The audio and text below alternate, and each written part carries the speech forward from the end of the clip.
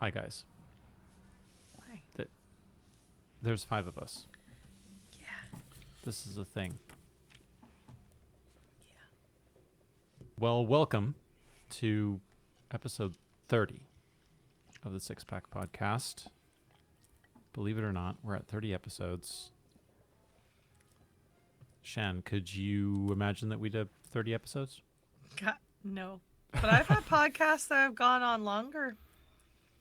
Me and my one co-host for the martial arts movie podcast just did 60 something. No, that's good. Been doing it for a few years. We do it once a month, so yeah. Longer than us. Gotta go for that 3-digit number. Mm-hmm. Hopefully Natural Six will be around long enough for us to One day maybe. for us to do that. Yeah, if all things in the world work out, yes, maybe I we'll sure make hope it so. to triple digits. I sure hope so. We, with Shannon and I, are graced with the presence of Andy, Jazzy B, and Kenneth today. I think, Jazzy, you said this is the first time both you and Andy have been on at the same time? Whoa. It is, yes. I've been on with Kenneth before, but not Andy. I didn't know that. That's crazy. So, we're breaking new ground. 30 episodes in. Cool. Any housekeeping, guys? I don't think so. It is my daughter's birthday. She may invade. She No needs ice. a 10 p.m. ice cream. No ice creams will be It's provided, her but birthday. she may invade at some point. She deserves it. Yeah, if you're gonna get an ice cream, it must be on your birthday. It's kind of difficult middle of the week, but Yeah, that's true. anyway, good, excellent. How are we doing, Andy? Are we doing good? Yeah, doing great, thanks. Kenneth, Yeah, I'm doing good, thank you very much. Jazzy, Good. Glad to be back. we're happy to have you back. Even though we had to roll your roly poly for you last episode. Sorry. It's all right. You can roll your own this time. Oh, I will. Especially after the performance last time. No, he did well last time. It was a good roll, thank you. That's true. 118, I think it was. Yep, and Shan still hasn't forgiven me. I'm I really don't think she upset ever will. still. No, I have But a long I'm back in memory. regular climbs, so I can roll my own damn dice. I feel like the honourable thing Doc should do is if he rolls well this time is to give you that roll. Oh. Objection. Overruled. Maybe what I can do is I can roll it, and then Shan can decide if she wants to flip them, and I won't tell her what I've rolled. And then you could be doubly angry at Doc. So, all right, good. Last episode. Do we have anything? That was episode 29. I mean, Anything in the comments we need to review? Nothing really crazy. I mean, I have been Kenneth really delinquent in wanted. replying to comments. Yeah, that's fine. It makes it easier for me to read, but everyone left such short comments. Like Kenneth was upset. Well, now he's upset, but he wanted Jane Perry to win for Dead Take, which, to be fair, was a great performance, as anyone who came to my Dead Take Halloween stream would know. Well, it wasn't a Halloween stream. I meant to do it on Halloween, but I did stream it in the server. Mm-hmm. But anyone would know that Jane Perry was really great, and then she was just in Resident Evil 9 as I keep wanting to say Grace. It's not Grace. It's Alyssa. Alyssa, thank you. Alyssa Ashcroft. And I just retweeted it. They did a cute little, they had one of those that slow-mo glam bot at the BAFTA nominee party, and they both Angela and Jane did one together, which is really cute. But yeah, so, and then Ben and Troy made out in theirs. It was really weird. Really weird. I'm sorry, Ben and Ben made out in theirs. I don't know how he made out with himself. That's pretty crazy. But yeah, like, I mean, it kind of expected, but I was a little disappointed because I thought she was really good in Dead Take. And then I remembered too, because she was in the opening montage as well. She closed out the opening montage of all the nominated games.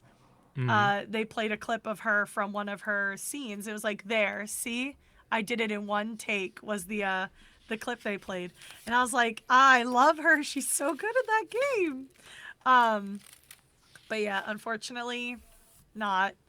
And then, yeah, Kirsty also did not win, which is also fine. Kirsty Ryder for Claire Obscure. Only one could go home with an award for Claire Obscure when it came to acting, and it was the absolutely expected one. And then, yeah, people just saying, good show. Best Final Fantasy is Final Fantasy 13 from Jazzy, so Good choice. there you go. Well done, Jesse. Yeah. Anytime. And Short Trek said, thanks for having me. Martina said, Sure. to have a lovely day. Excellent. Short Trek was a good guest. Happy to have him on. Happy to have him on again. Yeah. And Martina has been killing it with the last couple episode. I always keep forgetting to Fan art. actually look in the fan art channels, but to be fair, I just forget to go in any channels on that server to be fair. I will say I was going to shout her out because at the end, because the fan art for episode 52, top I'll tier. have to take a look. Definitely check it out. Right. Back to our agenda. That's the agenda for episode 23. That's not the right one. Right. I think we're into newsy news. News. The merch drop happened. I will get the merch up. That was good merch. It was good. We will go to the screen share. You guys can check it out. As predicted, most of the stuff sold out. I think there are still some tote bags. So if you want a tote bag, go and grab one of those. The store's open until when, Doc? Great question, Jazzy. Do you May know off the top of your head? End I of think this it month, might- early May, maybe. Yeah. I think it's May the 4th. That sounds Be about with us. right. Thank you. I was linking it. Yeah, I think it's May the 4th. Yeah, May 4th, yeah. So there are still tote bags available, and the That's how t- long you have until to order the T-shirt, right? Yeah. Yeah, I think the tote bags are still available until they sell out. Mm-hmm. In fact, I'm gonna bet you that it tells you here. Yes, until the store closes on May the 4th. And the digital album is available too. Yeah, you can still buy that. What you mean, Mark from Crafted Campaigns doesn't put it? He tried. they he managed to tried. He restock. tried. He tried, Andy. He tried. Yeah, they brought in some more internet. He tried. Tried to buy the whole thing. Yeah, the pin was the first thing to sell out, I believe, as well, which was surprising. I Good. thought I it would have been the liked- journal, but I liked the agree. pin. I agree. Makes me wonder how many journals she ended up ordering. Because I was also surprised that there were still so many. there must have been I- quite a few though, because I think it was I think it was about 2.5 hours when the pins sold out. So there must have Yeah. been quite a bit of stock. Well, if the order numbers are anything to go by, there was at least 200 orders between me checking out the tote I bag thought you were and gonna say pin. between me and Mark. No, and then me checking out on my T-shirt. 'Cause there Oh, were wow. 2 separate orders within the space of a minute. but I it was did like- I did exactly the same thing. So let me check. Andy. Oh, not quite 200, but How many Order are number between my two? 2041 was my first one, and 2125. So I have was the second 2-1, also about 90 seconds between my two, 2122 and 2173.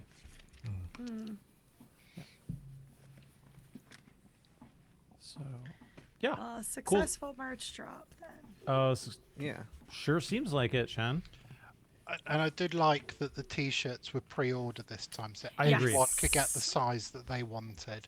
And I'd Yeah. already seen in the Discord that people that had reported like, oh, I ordered the wrong size or whatever else, already that's been addressed by Holly. And it's just nice because it means like there's a little more time for people to like think about it too, or if they want to split their order up a little bit for money reasons, they can do that. Because I've certainly done that for other things in the past.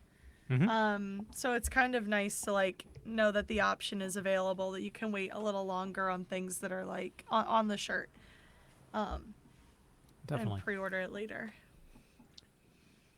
It's a nice shirt. I do like that it's similar vibes to the other band T-shirt they did, but obviously it's like different design, but it's got that same kind of like design ideology Yeah, behind it's it. like a similar design, Yeah, like a remix. Continuation of a theme. it's The one of my remix favorite. to Ignition. It's one of my favorite T-shirts. So the original band one. I always wear it if I go on like gigs somewhere. I always wear it, and people are like, Yeah. "What is that?" Yeah. Who is Natural Six? Yeah. Yeah, and I always say very they're a death metal band. It's a very, I think it's the most comfortable t-shirt. Yeah, because it's like that heather, It's a style, heather, isn't it? yeah, and heather is always really soft. Yeah. I have 2 of them by accident because me and Andrew had a miscommunication, but it's kind of nice because I got to wear it to the gym. Ah, Yeah, That's nice because to I have. wouldn't, if I only had one, I would not wear it to the gym. yeah. Definitely. No. Definitely. Ooh, the photos have disappeared, but that's okay. We don't need to worry about that.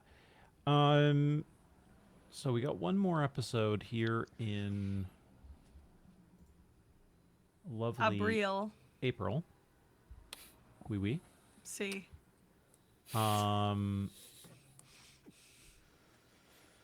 And I don't. Oh, that's the reason why I haven't seen Kel was going there, because it's 2 days until he gets released. Kel is not there yet. Kel is not there yet. Kel is on his way. He's on Yes. his way. He is on his way. Although the DMS went out, no? No. No, the thought it- request for the questions. request. Oh, for was the questions. request for questions? There's a we've had, behind the DM screen's gone out. yeah, Yeah. that was what what came out. he covered the purple worm and the caves. Yeah. And then he's sort of teased to say the 4 forests are going to be next, and him playing Nox. Hmm. So he's clearly trying to catch up a little. Yeah. Yeah. That's something I gotta do. I'm still behind on all this Patreon content. You and me both, Shan. I'm Good, I'm okay. definitely behind No, on the behind the DM screens. I That's for basically sure. just pay for ad-free Action Surge at this point. Yeah. That's Well, fine. and I so you like can get it it. early, right? Yeah. Yeah. And then I guess whenever I remember to watch things on there, that too. The silent patron. I definitely have the BTS regularly on in the background while I'm doing Yeah. other things. I have to Yeah. do that more, yeah. The last few ma- of those have been really good as well. The last which cast, right? Last few of the BTSs have been really good as well. Not saying the other ones aren't good. Just to clarify. Excellent. All right. Cast news. There were some wins at the BAFTAs, but not for any of the Natural Six crew, or at least not directly. Adjacent Yeah. win. Not directly. Some shocking greasy losses, in win, my if you will. opinion. At the BAFTAs, you mean, Shan? Yeah, so I was actually talking to my friend about it. He wasn't watching, but I was keeping him appraised of like certain awards, and it was kind of like kind of shocking that Claire Obscure lost music to Ghost of Yote, which I'm not saying the Ghost of Yote music is bad by any means, but it's just kind of wild of all the ones for it to like lose that it was actually expected to win. That one was probably the wildest. My friend pointed out with the BAFTAs is probably more of a recency bias than anything. The game is about a year old now. As of what, next week? This week? Yeah. Yeah, so in that case, like, yeah, for some people, Ghost of Yotei is probably much, much more recent than Clair Obscur. Like, obviously, I said I don't really care. Like, I prefaced with, like, if they win them, great. I'm not going to get mad about it. Because, like, frankly, doesn't really matter in the grand scheme of things. But, like, that, I think that was the only one we were all like, oh, wow, okay. Crazy. But again, not in a bad way. It's not like Ghost of Yotei has bad music. It's just like Clair Obscur had the most critically acclaimed music of the year, possibly with Silk Song as well. So it was kind of like, oh, of all the scores to beat Clair Obscur, I'm shocked it wasn't Silk Song. But I mean, you know, pretty cool. Yeah, that's definitely a tricky one. Yeah. Um, Because my friend would argue Silk Song had a better score than Clair Obscur. So I was a little shocked that of all the ones that could beat it, the one that did was the one it was. Yep. But Yep. I no beef with Ghost of Yotei. I haven't played it, but I've no beef with it. I like Sucker Punch, so. I am slightly sad though that the BAFTAs didn't keep up with the meme that the British bias of not having the French win any awards, because it was looking strong Well, for they a long, won a long time. lot less than I think we all expected. They won quite a lot less than we all expected. But, I'll be I mean, honest. that's great. I love a varied show. Oh yeah, I'll be honest. The ones that I was the most surprised by is the amount of awards Dispatch won, and I absolutely I haven't played Dispatch yet, so I can't say from personal experience. But from looking at it, it looks like an amazing game. But there's some that I was like, it's interesting that they decided to go down that route. Like they won stuff like animation and stuff like that, and I felt like there was other games that potentially had a bit more going. Because I guess the trouble with Dispatch is like it's really well animated, but it's almost like a film, if that makes sense. Like you're not animating you're not like animating reacting to what the player does. You're like a game where like actively you are moving people around, and you have to have like good animation to support that. It's just good animation in like the sense of like, you know, it's like a continuous cutscene, like a film kind of thing. So it's beautiful animation, but it's just like, I feel like for like a video game category, I feel like they would go for something that's a bit more like, you know, a game that has a bit more like control over the character. I definitely agree with you. I think it's also very tricky for that category specifically, Kenneth, for you to be going up against a title like Battlefield 6 in animation, and like I just don't know that we're talking about the same things, guys. But I think we could do that. We could probably critique a lot of these. Yeah, probably. I had a lot felt of like the rage in me. most shocking one for me, and I mean, I enjoyed South of Midnight, but for that to win new IP was probably the most shocking for me. That was crazy. I mean, I was pleasantly surprised because I've been pretty vocal that I want to play it. And I think it's a beautiful game, and I like what it aspired to do. Yep. And And to take like a part of the United States' like culture and history and put it into a video game, like a part that is often maligned in this country. I don't know about anywhere else, but like I thought that was very exciting, and it looks gorgeous, and I was very excited to play it. So I was like, oh, that's wild, cool. Yeah, okay, rock on. yep. I'm not. It's one of those like I'm not disappointed, but I'm kind it of is surprising. based on the other things that it went up against. It's a bit shocking, I have to say. But I enjoyed Blueprints getting an award. That was good. yeah, I thought that was nice for them to pick something up, and it definitely made sense for it to be game design, Jesse. Right? Yep. And it was good to see the actual developer up on stage in his outfit with the little moon symbol on his hat and his blue attire. I was like, okay, yeah. I get all of that. I've played Blueprints. I know what all that's about. I will say though, one of my highlights of the show, and it's completely random. There was a few highlights of the show, but one of my favorite highlights of the show is friend of the show Abu who is one of the deck of many friends, just screaming dispatch. Yeah. It was just like at the mic. top of his lung. Yeah. It was like. Oh, we were dying in the watch party. We were crying, laughing. I was just like at the top of his lungs. He just screamed dispatch, and I was like jump scared by it. I was like, whoa! I didn't expect that. Yeah, it was funny. Or I also loved when they had Shy up, and they were trying to get him to do the voice, and he was like, "Oh, okay. Well, if Alex asked," and it cut to Alex just like sitting in his little seat. Or them calling Nick Daddy Leon and Erica Ishii screaming, and the camera was right next to her when she did it. So like you got her genuine reaction to remembering that she was in public. Absolutely iconic. Incredible stuff happening there. Speaking of Alex, I sent it in our chat, I think, but there was somebody at the red carpet playing Connect 4 with different actors that he would go up to. And in Troy Baker's, there was a very familiar laugh in the background. Incredibly familiar laugh. And I was like, is this? Because I wanted to put in the server, but I needed a second opinion. I was like, is that who I think it is? Because I'm pretty sure that was Alex. Just in the background. I was like, I know that like cackle. I know that voice. But it just made me laugh because I was just like, it's good to know Alex is there. Justice for Alex. Justice for Alex. I went on my rant again about Troy Baker. I love Troy Baker. He should have just been up for Death Stranding. Genuinely. I would have been happy just with that. I'm sure he would have too. He was just there to chill. Indiana Jones. There was a bit of chat in the watch party, wasn't there, about...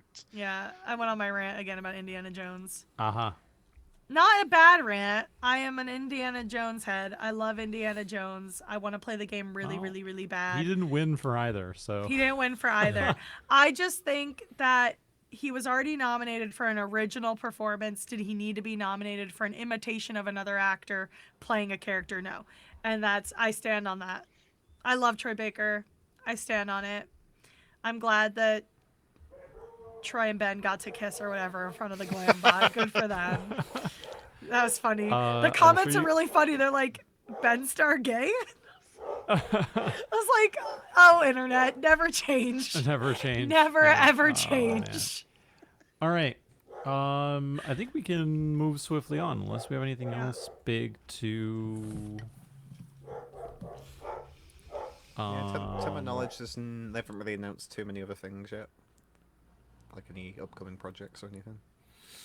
Yeah, I mean, we've got... Obviously, stuff's going to get quiet, Kenneth, right? For a bit here, but... There's some sort of Black Flag resynced stream coming up because Ubisoft is desperate enough for money that they're going to remaster a beloved game. Oh, great.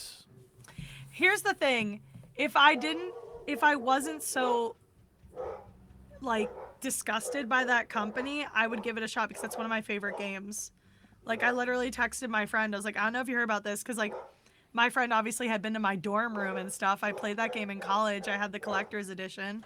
So like I had the flag up, I had the statue. I would play it. I played it a couple of times. And so I was like, you remember how much I loved this game? Too bad Ubisoft sucks. Because I don't know if I would pay money for it, and I would have absolutely played it if they didn't suck. That is definitely one of those ones that you're going to wait for how much it is on release. Yeah. And you're going to make sure, damn sure, that you get the reviews on that. Pre-ordering nothing of that crap. No. You know what I might pre-order, though? First Light. Go on. First Light. Oh, First Light. Because they did the opening title sequence is so cool. Lana's song slaps. I'm shocked they got Lana Del Rey for the video game James Bond. But the opening titles, like, and the fact that the guy who did the score for like 6 movies, like, I was like, no wonder the song sounds like a Bond song. They got this guy to write it. He's like an expert. Yep. He did Casino Royale, which is one of the best James Bond movies ever made in the first place. So I was pretty excited. The credits were really nice, really exciting. It looked like a Bond opening title sequence. So yeah, I'm considering it, especially because they have a pre-order bonus where if you pre-order it, you get the deluxe edition upgrade, so you don't even have to pay for the deluxe edition. You'll just get it. Okay. And maybe I wouldn't play it at launch, but I do kind of want to buy it because it's my most anticipated game. I don't know. I'm excited for it. Good. Yeah. All right. Shannon, what have you been doing? Yeah. Oh, what haven't I been doing? Working all the time. I finished. Well, I've been watching. I'll talk about two shows at the same time. I'm watching Daredevil Born Again season 2 with my friend every week. Banger. Mm-hmm. Great. It's really great so far. No spoilers, but it's great so far. And I'm really enjoying it. And I'm glad Charlie Cox got to go to the Game Awards and have a good time. And he looked like he was genuinely having a good time. Really, really pleased for him. And he got to hang out with the cast. And I didn't mention this, but on stage, Jennifer had her arm in both Ben and Charlie's arms, and it looked very in character and very cute. So anyway, that was that. Then I also watched The Pit. Less good. I know a lot of people disagree with me, but I'm hugely disappointed with the second season. Massively disappointed. Behind the scenes stories notwithstanding, which are also bad, and painting the producers in a very bad light. But yeah, hugely disappointed in the second season of The Pit. I was really excited about the prospect of season 1. I had a really good time watching it. I liked the ensemble. It's slowly losing its identity as an ensemble show, and it feels like it's a Noah Wyle Emmy vehicle now, and I'm not interested in that. That's not why I wanted to watch the show. So anyone who watches is free to agree with me. Unfortunately, the way they treat their cast is starting to seem like that is the case, and I'm really bummed out about it because I thought season 1 was great. And it's really disappointing that it's already losing its luster in season 2. And it's not even one of those shows where it's like, this could have been one season. Like, yeah, it could have been, but like, it's very clear this could have been more than one season and it already sucks. So yay. Yeah. As you can see, I'm wearing my Flyers jersey again. The Flyers made the playoffs, and they're kicking the Penguins' butts all the way across Pennsylvania. Yeah, they won their first game. That was fun. Last night, they won their second game by shutting out the Penguins, who did not score a single goal despite the referees holding their hands the entire time.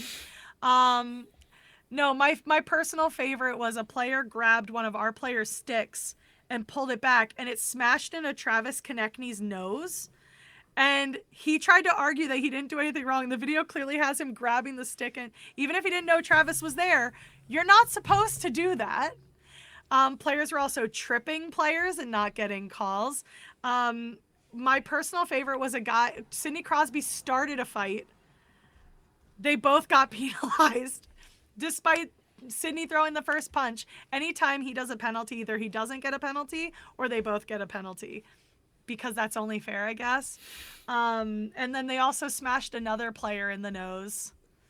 And that was also fine, I guess. Yeah, there was just a lot of even my commentators were like, what's up with these refs? Like, seems a little imbalanced, does it not? But yeah, so we still managed to win. Our 19-year-olds skated circles around these old men. Old for a professional sport, I should say. Sidney Crosby's been with the Penguins since 2004. But he was skating circles around them. I think he's the first teenager to score 2 goals in a playoff game this century. And he's also the first. I don't know if he scored he scored a game-winning goal. He's the youngest one to score a game-winning goal in the Stanley Cup playoffs. But he also scored the first goal last night. So it's the Flyers are hot. We had a 3.8% chance of making the playoffs. And now they are 2 games up on the Penguins, and they're coming home for the next 2 games. So they could clinch it at home. I hope the Penguins continue to cry on the ice. It got really bad because I think the players were just getting frustrated because they were getting no calls. So it was getting really violent. Like I said, 2 guys had their noses bust. Like, it was crazy. It was madness. And that's why I watch hockey. So yeah, we're in our cocky. You know, my favorite bit was everyone was like, "Y'all let Garnet Hathaway score." I don't remember the last time that man scored a goal. That's how funny this game was to me. But yeah, so we're up 2-0. They lost 2-0 last night, the Penguins. So I'm hoping we can keep up the momentum, stay really hot. I'm really proud of them because they sucked, and now they don't.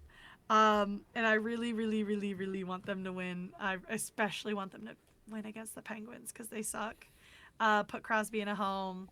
You guys are owned by a 19-year-old. That's so embarrassing for you. Especially because they're so cocky and annoying. So it's nice to kind of, it was nice to see how quiet that arena was last night and how many of them left before the game even ended. And also their jerseys are nasty. Doc, I don't know if you saw what jerseys they're using for the playoffs, but they chose the worst ones. I haven't been watching that series at all. Just, you'll see. You'll see. Shocking. They're gonna, like, I wouldn't want to see those jerseys any further in the playoffs. They're horrible. They're really bad, guys. I'll try and send you a picture when I'm not talking. But yeah, so Go Flyers. Oh, so the second part of the Go Flyers was Gritty was going around on a party bus yesterday. And they were giving out a ton of freebies, and I got to go because I was done work early enough. So I have a stress puck for when they're pissing me off. Ooh. And it says Ignite the Orange, right? I have a rally towel. It's upside down. Yeah. Go. There you go. Ooh.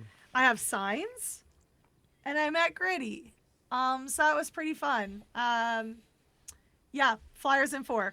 Also, for some reason, their hype song that the players chose is Man I Need by Olivia Dean.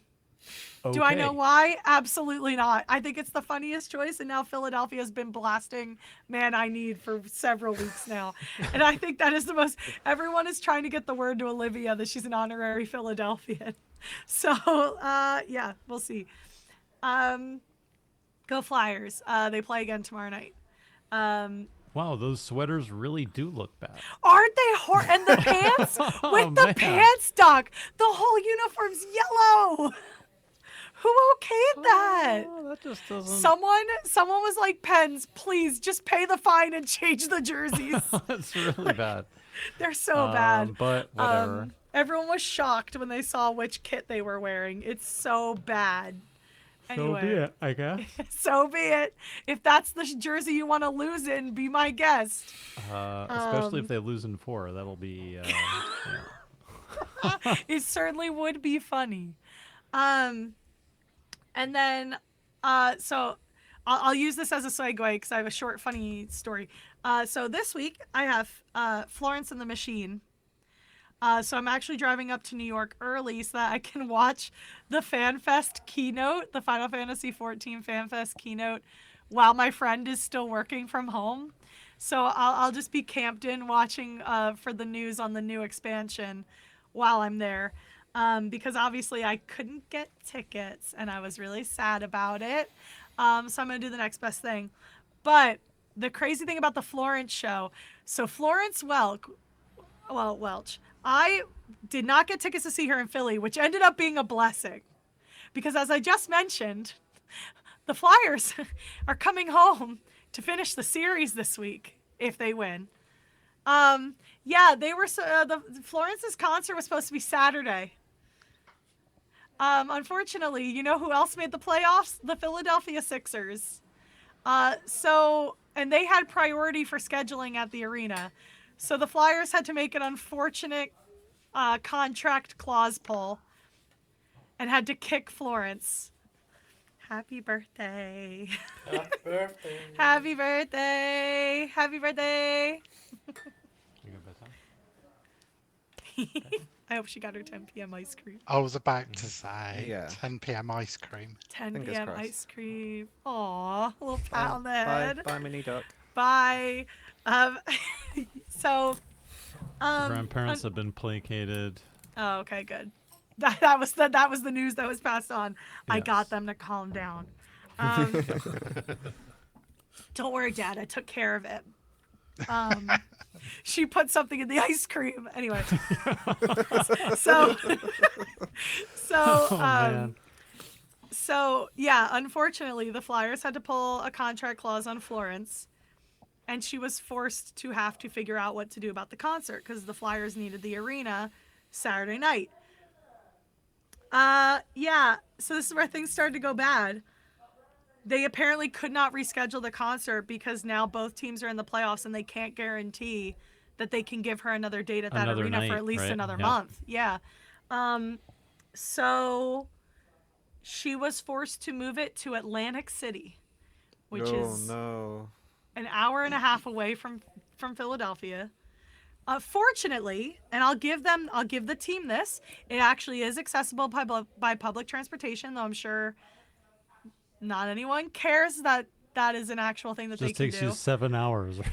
No, the train is also, I think, an hour and a half. It only has a couple of stops. Oh, I think that's not too it's bad then, almost right? direct from Center City. Yeah. And it's a casino town a couple weeks before the season starts, so the hotel rooms probably wouldn't even be that bad. The problem, though, is that they had to rebuy the tickets because it's a smaller arena and it's not owned by the same conglomerate thing that they can't have. The tickets aren't guaranteed there from Comcast Spectacor, who owns the Xfinity Center. Look at that. So Let's check this out. Check this out. what are you checking out? Oh, the train. The train. It's not that Yeah. bad, actually. It's not that bad. I used to take it all the time when I was in This college. is, like, It's pretty nice. this is very un-US. Like, this is very Yeah, straightforward. the European regional almost. Yeah. stuff tends, like, our regional stuff tends to be okay. But I guess it's historical, right? Because Atlantic Yeah, it's been City there a would have while. been a very important destination. It is early a part of the 20th vacation century, et town cetera, for right? Yeah. Philadelphia. Yep. Yeah. So that train still runs, and it's not terribly expensive, and it's not terribly long either. I used to take it down to Atlantic City for the NCAA tournament, because, well, not NCAA, but the A10 tournament, which was the division my college used to be in, or the conference. Our tournaments were at Boardwalk Hall, which is where the concert's going to be now. So I would take the train down and meet my family there, or I would take the train down and get my hotel room. It's not bad at all. But people are really mad at the Flyers, even though it's not really their fault. First of all, they didn't even have the first pick of dates. It's your fault for getting in the playoffs. Yeah. How dare you be good? Yeah. Well, it's like they couldn't. Yeah, they weren't expected to be good. So all arenas do this. They'll book concerts starting around the time of playoff season, because you never know what's going to happen, and that way you can still make money. There are always clauses for rescheduling. These people, these fans, never thought it would happen to them, I guess. And as soon as the Flyers and the Sixers were in playoff contention, I'd literally message my friend like, "Thank God we got tickets to Brooklyn, because the Nets suck. They're never gonna be an issue." Number one. But number two, I was like, imagine if both teams get in. Like, she's gonna be stuck. So personally, if there's anyone you should get mad at, it's Florence's team for for picking that venue. But also, they had no choice, because the outdoor venue across the river isn't open yet, because it's not in season. So that's the first place they could get that's accessible by public transportation, and it's relatively close enough. It's a straight shot from Philadelphia down the Atlantic City Expressway as well. So it's an unfortunate situation, but a bunch of people who don't know how anything works or even read their terms and conditions have been hating on the Flyers. And the funniest thing happened. Every single NHL fan base has been defending the Flyers, and the tweets about it have been hilarious. Like, I can't believe you have me out here defending the Philadelphia Flyers. Like, my concert got moved to literally Marathon one Monday. of the most hated teams Yeah. by everybody else, every Which other is franchise. really funny, because we haven't won a Stanley Cup since the 60s. So I think it's really funny that everyone hates us. We suck. But everyone's been really like helpful, like trying to explain, but also being like, this isn't the Flyers' fault, number one. Number two, the Sixers already had their times scheduled, so the Flyers were hard pressed to find their own times that met the contractual obligations of broadcasting. And then, but they were turning it into like a feminism issue and a misogyny issue, and it's like, someone was like, the woman hobby, concerts, is seen as less important than the man hobby, sports. And everyone was like, you know, women watch hockey, right? Like, a lot of go women. To concerts? Yeah. Well, one So of my it best was, friends loves Florence and the Machine. it was crazy. It was the wildest discourse. All my sports friends and like the people I follow were just like, why are we having this conversation? Like, and again, the tweets about, I'll find some of the tweets that I Because it's favorited the about the internet, Shan. Flyers. Yeah. The Flyers defense squad from all the other NHL fan bases was so funny. And they were so like tongue in cheek about it. Just like, listen, like the girl from Boston was my favorite. My concert got moved. I had a concert get moved to Marathon Monday, which is the absolute worst day in Boston to have anything. And you don't hear me complaining, but here I am out here supporting the bum Philadelphia Flyers because Boston hates Philly and we hate Boston. So I was like, that's funny. But I'll find some of the tweets later. Yeah, so it's just an unfortunate situation. I think the issue is that people assumed it would never happen to them, so they never had an opinion about it. And then it happened to them, and rather than like realize that this is just an unfortunate scheduling situation, they had to make themselves victims. It's like the world is in a situation where everyone wants to be a victim of something so that they feel entitled to complaining. You can just complain. You don't have to have a moral reason to complain. Just be a brat sometimes. It's all right. Like, it keeps you young. It keeps you young. So I'm very lucky. But I literally texted my friend after the win last night. And I was like, I'm kind of sick because if the Flyers win Wednesday and then they win Saturday, kind of worth kicking Florence out of the arena, in my opinion.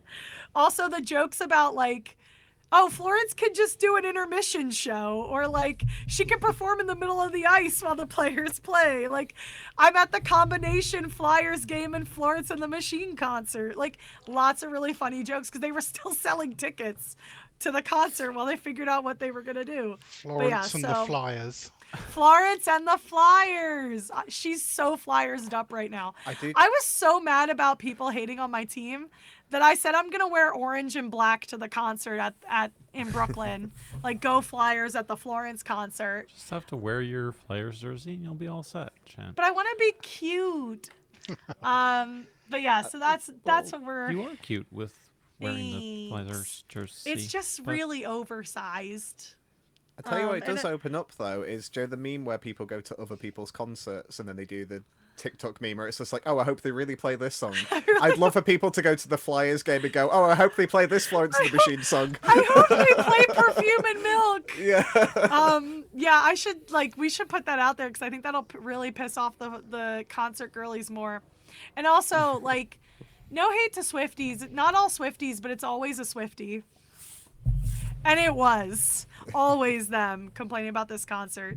Again, it's fine. You never think it's going to happen to you until it does. Bruce Springsteen got stomach ulcers ahead of his concert in Philly a couple of years ago, and he had to postpone an entire year because of the Phillies schedule and the fact that it was going to be winter, so he would have to wait till the next summer anyway. I had to wait an entire year to see him. You know what I said? Oh, well, we'll see him next year. But I think the worst part is that people have to rebuy their tickets, and I do feel bad about that. So did you get your ticket refunded then? I think, yeah, they were getting their tickets refunded. So you didn't buy the... I don't have to. I'm in Brooklyn. Marked safe. I thought you had both. No. Mm-mm. Uh-huh. No. Okay. We couldn't get tickets in Philly. They were selling out too quickly for me and Nia to coordinate. So we just were like, let's try Brooklyn. And we got decent tickets in Brooklyn. Yeah. Sweet. So, yeah. So that's why I'm you going don't to have New to York. Excellent. Nope. Not at all.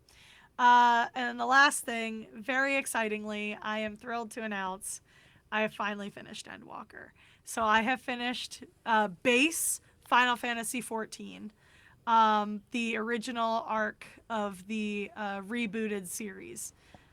Technically, you can include the original 1.0, but Yoshi P wasn't on that, and he just used it as a base.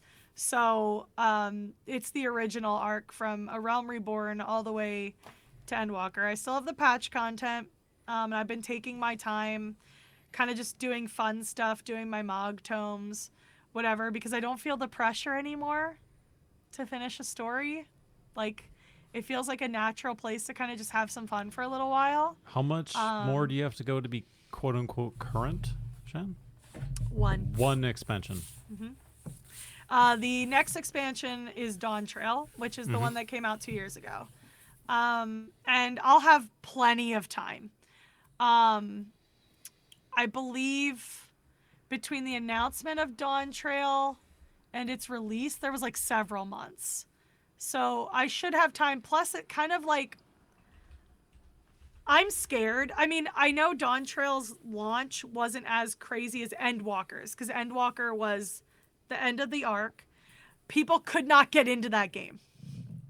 I've heard the horror stories of like 1,000 people queues, getting kicked out of the game, like from disconnecting, because everyone was trying to play it and see how the story ended and not get. Right? Yeah. Dawn Trail wasn't as bad. And I remember that. I remember, like, I said, I'm going to wait a couple of days. And everyone's like, no, the queues haven't been that bad, because it's the start of a new arc. So people felt less pressure.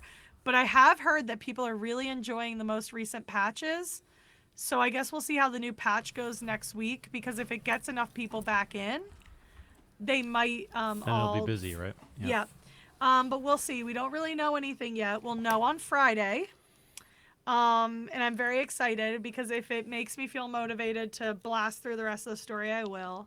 But I'm just taking my time doing side content that I couldn't do because it was Endwalker exclusive, and I'm finally there. Like, I got my Island Sanctuary. I was doing like a couple of Island Sanctuary things during the game last night. I've been taking a lot of G poses. I keep going back to Ultima Thule so I can listen to Close in the Distance. I did stream it for the server. I streamed the entire last area, as well as the last dungeon, the last trial, and the last solo duty. And I did cry a little bit. I think I cried less because I was on camera. Also, I was slamming the soundboard every time something happened. Harry did report to the server that I was coping via soundboard, because I don't really use the soundboard in this server, because usually we're in watch parties and stuff. But I was hitting like so many of them.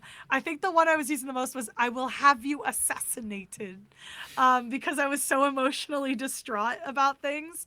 But I was trying to laugh about it for the sake of everyone else in the room. But there was a bit where once I heard one voice, I just was done. I didn't speak for an entire segment. It's also really hard to speak in that segment anyway, because you're meant to listen as you're moving through this area. And I was just like, I didn't quite cry, but I was literally verge of it the entire time. It's the most beautiful scene I've ever played in a video game, bar none. It was incredible, and it's such a culmination of everything you've done. And for me, like, I know for a lot of people that was several years. For me, it was years. I didn't blast through this game. I've been playing it since 2022. I took a huge break when I got stuck in A Realm Reborn and then got pushed into it again. And I took another huge break when my dad was sick. So it's taken me 4 years to get here. And so that moment actually did feel just as rewarding as it probably would have been if I had been playing it not quite along the way, but almost along the way. And I've been playing since about a year after Endwalker came out, essentially. And what's really nice is there's not a lot of people in that area, so I really got to experience it the way you're meant to. I can't imagine playing that when everybody was playing that, and you would see so many people there, I'm sure. But it felt as desolate as it was meant to. I only saw one person mining, and I think that was after I already finished everything. I was like, oh yeah, girl, go get your rocks. But yeah, it was amazing. I actually,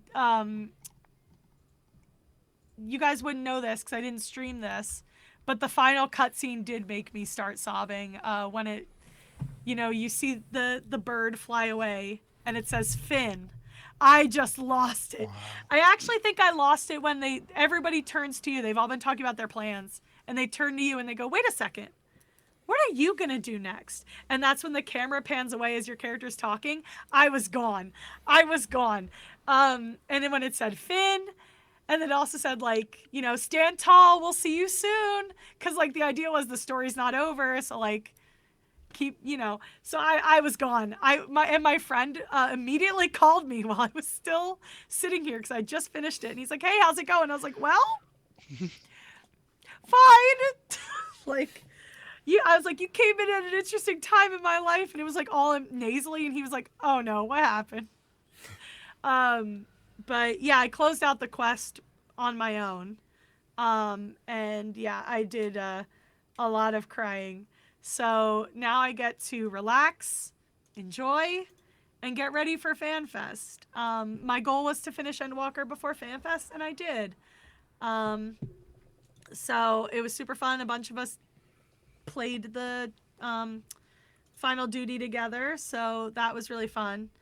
I think I died. I don't remember. I was like, y'all, these mechanics are crazy.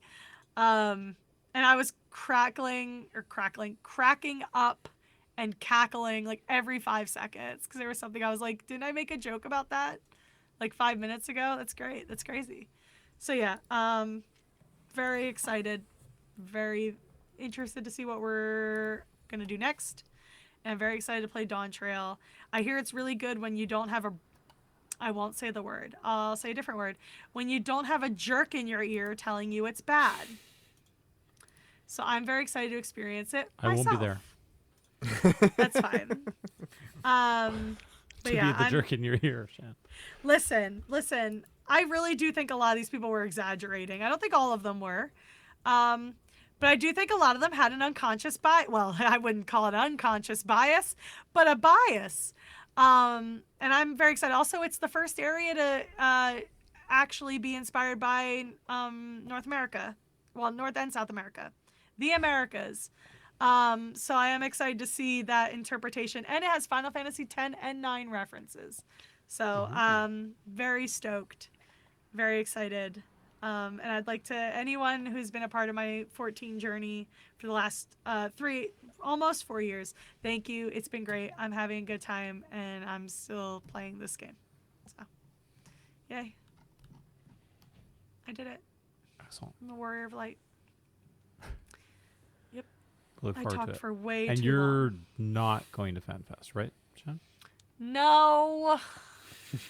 I'm really bummed too because the lottery drawing was on my birthday, and so obviously it worked out because I'm seeing Florence and the Machine, but I was pretty bummered out. I talked about it a little bit with Holly, and I still get bummered. But it is what it is. Next time. Next year. When did you get down here, Daisy? Sorry, she just moved and scared me so bad. Next year. Well, Right. 2 years. Probably. Yeah, because it's every other year, right? It's whenever, it's a rotation. They'll go to the other countries. If they have something to do, they'll do it. I'm going to be a big girl about it. There's somebody who's been trying to go since the first one. They still haven't been able to go. Well, And yet I see people going, I don't know if I might not be able to go. Then why did you get tickets? I know people who can't go. One of the people in our server, their friend is having issues because of political visa stuff.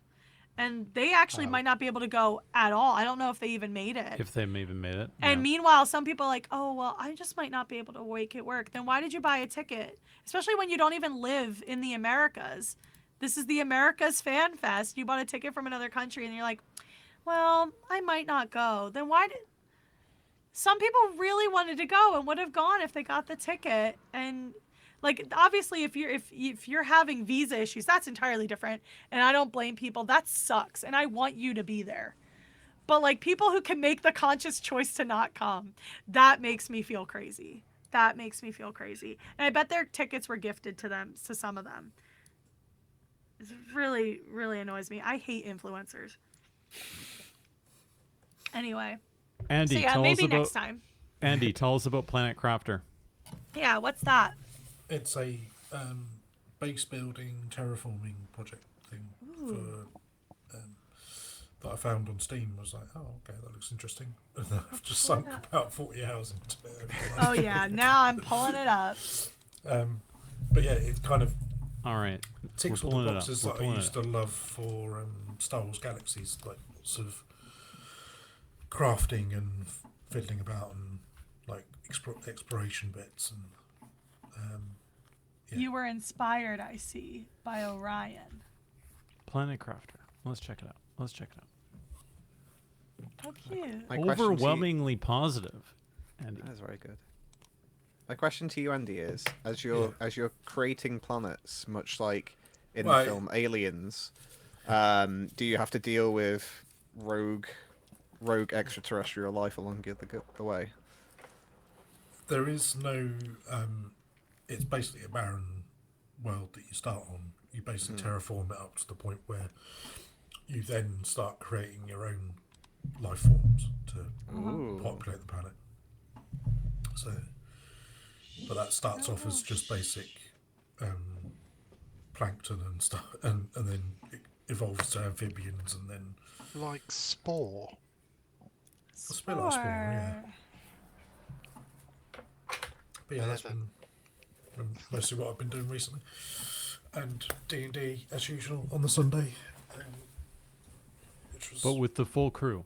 yes, Harry's back full time now. Yay. Although we've gone to playing fortnightly rather than every week. So the campaign's going to go on for even longer. What originally started. I had to do a double take there because I thought you said that you transitioned to playing Fortnite, and I was like, I thought the same thing. Doc. what? Okay. No, as you do. I'm never playing Fortnite. But yeah. We got to get Andy to play Fortnite, guys. That's our Team Hey, game. you know, there's a lot of really well-loved voice actors in that game. Ben Starr, Dwayne The Rock Mercer. Johnson, and by Ben Starr I mean Troy Baker. Oh God, what's his name from Final Fantasy 14? Just got cast in it as well. Peter Bramhill, who plays Thancred, just got cast. I gotta say that I think the most entertaining one was James Earl Jones. And James all Earl of the- Who else? They Brie Larson was, I think, part of that big cast drop where they said it was Dwayne The Rock Johnson was in it. I can't get over Dwayne The Rock Johnson being in Fortnite. It's like Ben Starr was funny, but then they told us the rest of the cast of that group, and I was like, okay, wait, this is really funny. Ben Starr and Dwayne The Rock Johnson. Incredible. But sadly, Andy's just playing Fortnitely. Well, let us know when you pick up Fortnite. That'd be Fortnightly. never. Yeah. Number 1 victory royale. Fortnite, we about to get down. Fortnitely. Yes. Yeah. Cool. Anything else, Andy? Nope, nothing else at the moment. Me when I talk for 20 minutes and Andy's just like, Yeah, I just don't like talking about myself. I did That's some all stuff. it is. see, I just like talking. Doesn't have to be about myself. Excellent. Jazzy, what have you been up to, buddy? What have I been up to? Fortnite? So, no, God, Fortnite! no, Fortnite God. He's Mobile? playing as Dwayne The Rock Johnson. He's playing Damn right you. now. He's playing right now on his phone. I'm actually playing as we speak. Yes, on 2 different devices. Whoa, he's cheating. Are you using the Sabrina Carpenter skin? I'm using all the skins. All at once. Yeah, Go on, Jazzy. the voice of Troy Baker and Ben Stark put together. Gosh, so what have I been up to since I've been last on here? So Easter happened, ate far too much, but I was pampered like a prince, which was wonderful. Spring's been great as well because it just meant I could get out and about a bit more. The weather's was terrible here for about 2.5 months, so just to be outdoors and actually go somewhere that's green and a bit pink. There's lots of cherry blossom around here. Yep. It's just really pretty. It's just uplifting the spirit. Speaking of uplifting, I was also in the watch party hosted by Shan for the Artemis 2 launch. Oh yeah, I forgot all. There you I go. forgot Splashdown. We did space stuff and Splashdown and everything. It was fantastic. It was awesome. And it got me very space. It got me all space. I did cry again. a little bit. It's okay. Well, it was great. It was great. But it wasn't so great for my gaming backlog. I did some really good work on my gaming backlog. I finally finished Final Fantasy Tactics, and I finished Dispatch. So when I saw it win loads of awards, I was like, okay, I can kind of see why. Kinda, but it was really good, and I can recommend it, even though it's not really a game as such. But anyway. It was really good. So my backlog whittled down beautifully. I did lots of Octopath Traveler 0, so I'm about 2/3 of the way through that. And then space happened. So I reinstalled No Man's Sky, I reinstalled Starfield, and yeah, that happened. But so not Planet Crafter. But not Planet. Well, no, and not No Mass Man's Effect. And not you see, I was tempted by the Legendary Edition, but the thing is, because I have a Switch 2 now, I kind of bought No Man's Sky for that because it's really good on that, and then you can sort of play it in bed before my inevitable falling asleep job, which I did several times during the various streams from Shan and Kenneth. But I had a week off work, and lo and behold, I dozed off a lot less. So I blame work for my sleepy ways. Yeah, he was still in the Endwalker stream. Like, I went to bed late that night, and he was still in there. Well, And my I was phone like, was still in there. I Yeah, was his in phone was dream. still I in was there. in the Feywild. It was really funny. Jazzy was there. Like, it was 6-7 hours later, and I was like, some say he's still in there. One of my altars is in there. He's Still. never left. So yeah. So I did did some good work on my backlog, and then I added to the backlog. Oh, and I've got Zelda Tears of a Kingdom as well, which I've enjoyed so far. But there's only so much game I can fit in my life, and Natural Six as well. Been really trying to catch up on all of that content, not just because of today, but just generally just sort of spending a bit more time, in the Discord, because I'd kind of been busy, so I've not been on that so much. So just enjoying the spoiler chat, enjoying Noodle's catch up journey. Yep. Again, so I've been doing a lot of that. What else have I been doing? I have been what?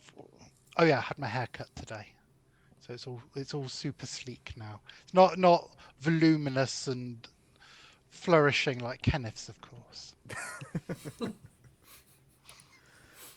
I can't even control this. It just does what it wants. Well, exactly. And gosh, I think that's been pretty much me for the last few weeks. That's me done. Thank Excellent, you very much. Jazzy. All right, I'm gonna rewind back to Shan. Shan, so is 007 your most anticipated game of 2026? Is there anything else coming out this year other than Grand Theft Auto? The Expanse. No, the Grand Theft Auto is not coming out until. Oh, did they 2050. push it back? Until Right. They probably will. There's some. I do want to play The Expanse. The thing is like I have a Ukrainian friend who learned some unfortunate things that give me just a little bit of pause, but I'm probably still gonna play it at some point. I don't know if I will pre-order it, but it is something that's on my list. However, I haven't played a good James Bond game in years. Quite some time. And that's why I'm so excited, because I used to love them. I remember being stuck on, what was the game? It was, oh God, the song. I used to listen to the song all the time. It was a PlayStation 2 game. It took place in Louisiana. And I remember that because the part I was stuck on was when you would drive across that bridge that has the crazy long name. Oh God, I used to bump the song all the time. Pass. Hold on.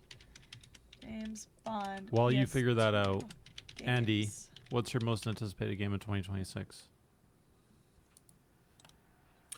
Well, I was going to say The Expanse, but I don't know what this thing is that is concerning Shan. So. I can't really say it on the podcast, but I tried to give a hint. It's probably as far as I'll go in public. I can tell you later. It was Everything or Nothing, by the way. Came out in 2003. I forget what that bridge is called, though. It's that long bridge that it was really hard to say. Good. In Louisiana. Jazzy. Ooh, well, I'm going to assume GTA 6 will fall into next year. I think Fable will as well, which I'm quite excited for Oh. Fable. The more I see think of it, so? the more I see of it, the more I like. The reason sorry. my think so was you think it's going to fall into 2027. Yeah, I think so. You don't think it'd be out? Okay. No, I think they'd rather release it in a good state with not too much competition in the release window. We'll see because they're trying to sort of refresh Xbox generally. Yeah, well, Microsoft They needs a are, win, yeah. buddy. They So- just made that announcement about lowering the price of Game the Pass. Game Pass, but you're not going to get Call of Duty at launch anymore. Oh, no. thank God. Oh no! How awful! You're I know, ready. I know you're heartbroken by that, Jazzy. I mean, my favourite Call of Duties is that Infinite War one in space, which is apparently the ultimate heresy. But I loved that. I thought it was great. Yeah, no. There's a lot of people who really love the Battlefield that was futuristic, though. As Yeah, well, so. yeah. I'm looking But at the 2026 games now. Games coming out. Right. So First Light definitely is up Uh-huh. there. I'm quite curious about Saros. Saros, yep. Yeah, Yep, it's yep. like Returnal but better. And I Yep. liked Returnal. I might get it later in the year, but I did enjoy the demo for Pragmata, which has kind of slipped under the radar a bit, but it's reviewed really well. A lot of people saying it's another hit for Capcom. Yeah, basically. it definitely is. I'll talk about it a little bit.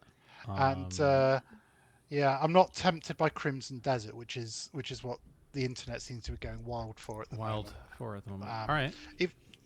I think probably First Light. Okay.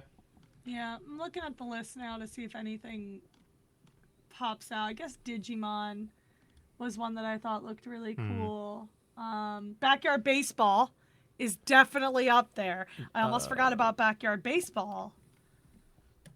But that's like on a different kind of most anticipated game. That's Excellent. because I played that as a kid. So I think it's it looks like it's still going to be James Bond. Cool. Yeah. All right. Kenneth. Most anticipated game in 2026? Probably James Bond for me as well. I think the two main games I was looking forward to this year was Resident Evil 9 and James Bond. Have you been on with us since you finished RE9? No, I don't think so. Oh. So give us your 2-minute review of RE9 Yeah. before you get into your Yeah. extra as our resident Resident Evil expert. As I was in Resident Evil. So I've heard mixed things about other people's opinions on it, but in my humble opinion, it's the best modern Resident Evil that they've done since RE2. Me and Shan have discussed this before a lot. I really like RE4, but I don't like some of the tone and story shifts they did in that game. Like, the gameplay is fantastic. There's some other bits they changed, so I feel like out of the modern ones they've done recently, RE2's my favourite, and I think RE9's like the next closest one. Because some people don't like the whiplash of it being horror and action, but I think it's perfect. They've basically taken everything that's great about Resident Evil, which is the horror stuff and the action stuff, and they've put it together. And I think it works, for me personally, I think it works really well. I loved Grace as the new character. I was a massive Resident Evil Outbreak fan, like the two MMO games that ended up being not MMO games. And Alyssa was from those games. The fact that they've brought a character from like a game that's kind of just been ignored, really. The fact that they've brought like a character and put them into like the main canon, I was genuinely really excited for. And Jane Perry played them as well, which made me also excited. So But yeah, I think it's genuinely a really good game, and it's my favorite one they've done out of like the modern ones, apart from RE2, I'd say. Excellent. I think your opinion is shared with this group. Now, what was your favorite Leon shot and why? Oh. Or line, if that's easier, I guess, because he was hot the entire game.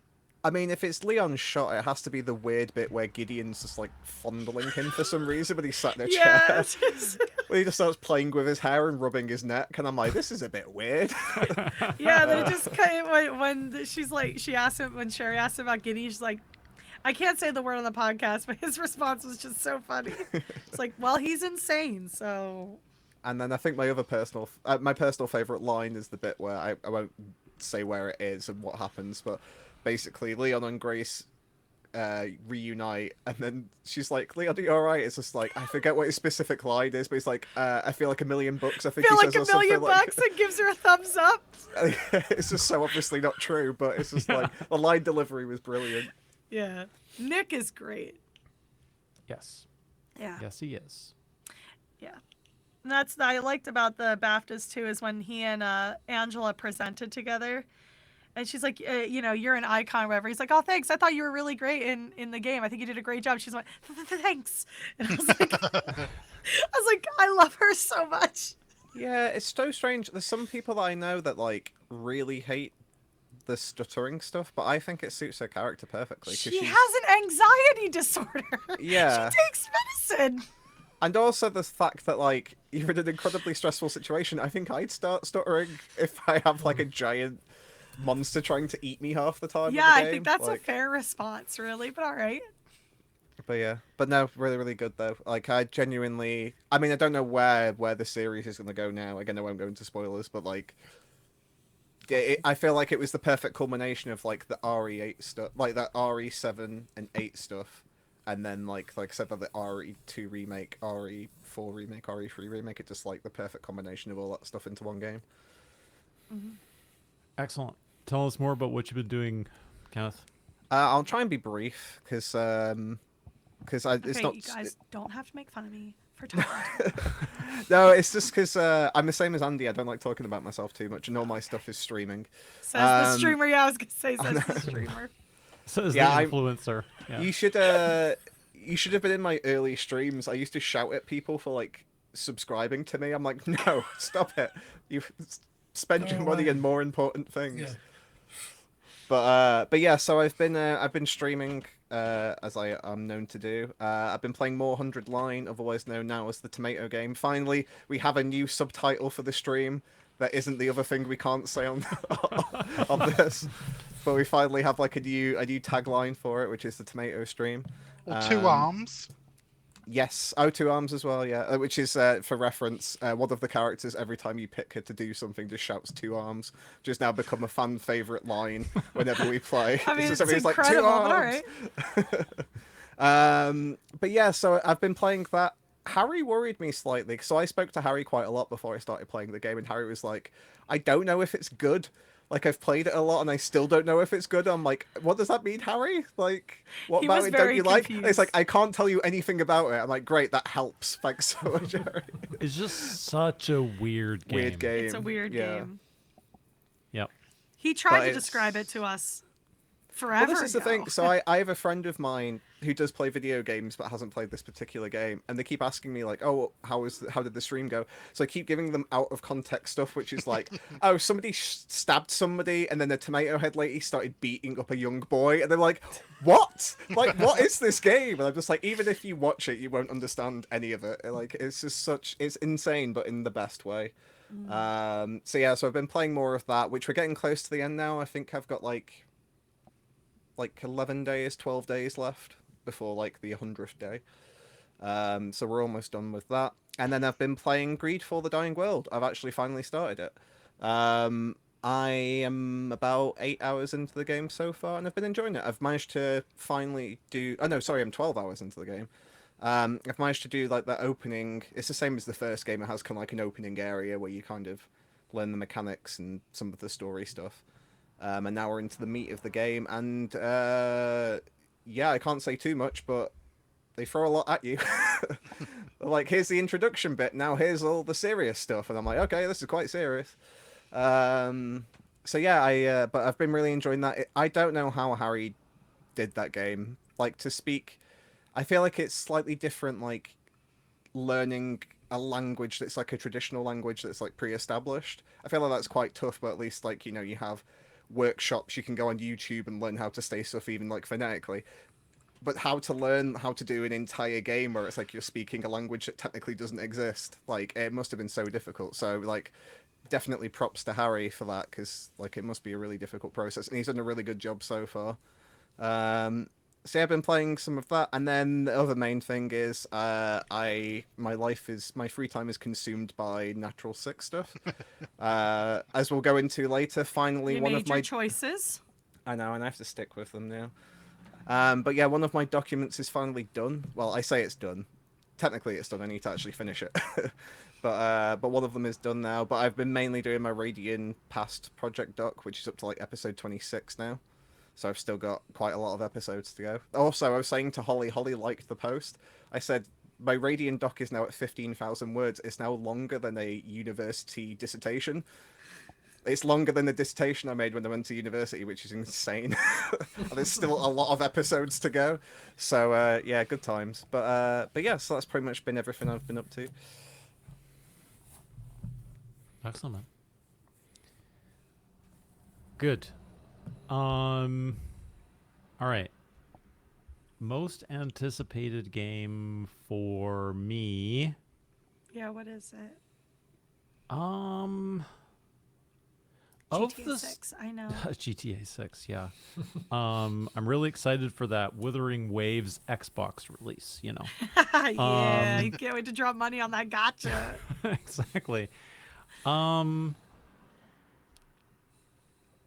Of the stuff that hasn't already released, I will probably definitely play the Diablo 4 expansion. Looking forward to that. I don't know that I'll play GTA 6 on release anyway. But definitely looking forward for Saros.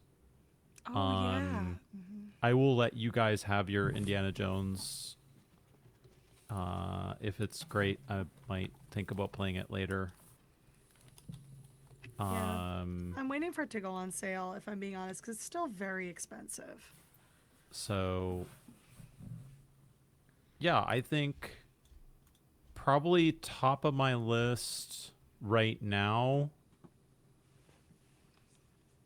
that hasn't already been released, Saros, followed quickly by Emberville Early Access, probably. Oh, yeah. Really excited about that. Excited to talk to Alex about it and maybe get some inside scoop when we're at MCM. I forgot one. And go, Shan. If Belmont's Curse actually does release this year, that is one of the them. new one, yeah. That would be my next anticipated, but it's listed on Amazon as end of year 2026, so that could be early 2027 for all we know. But yeah, I forgot. I went to look in my wish list, see if anything was on sale, and I forgot Belmont's Curse. So yes, Belmont's Curse. Joan of Arc is in that game. It looks fucking scheduled to release in sick. 2026. So yeah, I mean, as far as doing things, adulting, I cut my grass for the first time so far this spring. Lawn. You mowed the lawn. I mowed the lawn. My dad used to do that in a sweatshirt. Do you do that in a sweatshirt? Do you do it? Do you use it as a workout routine? Is your yard big enough for that? I don't know. My I've yard never is seen your It took me about 2.5 hours the first one, and I have to go back. I'll definitely have to go back over it. It's supposed to be nice weather here in the UK for the next few days, so good. Fingers crossed. Kat has something to say. So I'll have to go over that. I did buy Pragmata. I am playing it with my daughter, which is a really I recommend. You might want to wait, Shan, maybe till certain things are a little less. Yeah, fresh, because shall we say? even playing Final Fantasy XIV, like playing Shadowbringers was a mistake because Peter Bramhill's storyline was a fatherhood storyline, and I Very would difficult. cry for 2 hours at a time. Like, it was bad. So I know we don't have any fathers, or at least that I know of, other than me. on the, Well, you have a cat dad, I was going to yes, say. on obviously. on the podcast right now. Just had to yank him off the keyboard before We he could did something dangerous. But yeah, it is. I think it's something that everybody should play. I was gonna wait anyway because it wasn't like a high on my list. So I was like, it's a kind of game where I do want to play, but I can wait till it's on It's sale. supposed So to I think it only works as well. I think I would say, if you are on the fence with it a little bit, maybe gonna put it wait on till my it goes wish on sale, because it's pretty pricey actually for what it is right now, value-wise. Especially if you wouldn't be planning to like Resident Evil it and like play it 3 times, right? And try and get everything, because you have to finish the game in order to get the hardest difficulty and a bunch of stuff. Very, in that sense, very Capcom, very Resident Evil actually. In kind of having just played through 9, you can really see the sort of Capcom DNA in the game. So I'm like a couple hours in, really enjoying it so far. Just playing it on the sofa with my daughter and having a good time. So definitely can recommend it. I think especially for fathers, I think it's a game. It's like a must play. Like you just got to play it. It's kind of as simple as that. And there is a demo. And yeah, check out the demo if you want to get a feel for how it is. Although I put it in my wish list. I don't know if I played the demo. I don't think I played the demo. Yeah, the progression of how certain things are revealed, etc., is and yeah, lots of swimming. There was a meet this weekend. I think I was in the pool or at the pool. I wasn't actually in the pool myself. Swim. 12 hours, something like Go that. for a 11, swim, 12 hours. So I thought you were saying for a second there, I thought you were talking about Impragmata, and then I realized you were talking about like actual swimming. actual real life. swimming, yes. Like I was not your swimming. actual daughter swimming. My actual daughter and Your my real other life swimmers, daughter. yes. My actual daughter and my other swimmers, not my virtual daughter in the video game. Not the child in the video game. Yes. Yeah. And I was there like, will oh, be that's more. a fun mechanic. There will be more of that, including 50-meter pool stuff, big pool. Ooh, Here coming up in the early part of May. So fun times right before MCM. Should be good. And I think that's it for me. To be honest.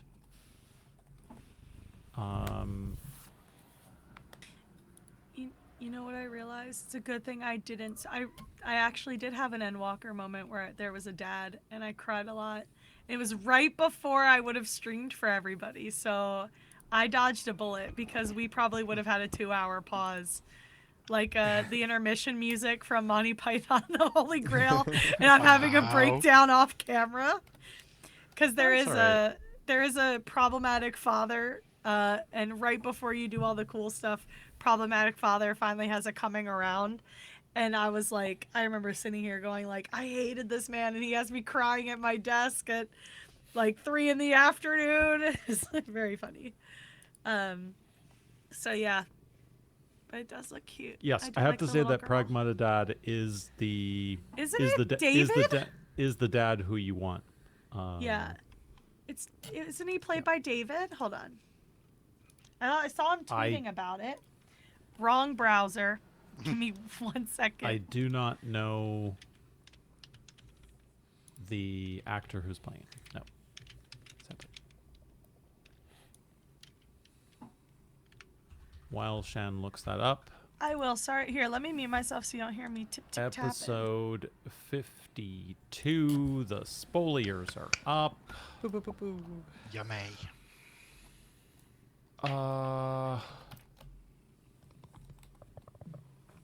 Shannon, did you find it? Oh. She's still muted. She's looking. I've got my digital book, Jazzy. This is actually the Ooh. totem. Oh, it's your carpet book. Yeah. Yeah. Soon we'll have our Natural 6 books. Yep. Yes. Yes. And I do like. I'll be honest. The one. We guess we didn't mention it earlier, but the one thing that I do appreciate the most about the journal, apart from how nice it looks, is that you can use refills on it. Because I'm sure like they potentially could have just done it where it's just like a one set notebook and then that's it. Once it's done, it's done. But I do appreciate that you can keep using it after you've filled it out. 100%, man. 100%. Did we? I'm assuming we all ordered one. Yeah. I see lots of nodding. Yep. Jazzy got 6. What is the name of the father? Well, not the father, but what is his name?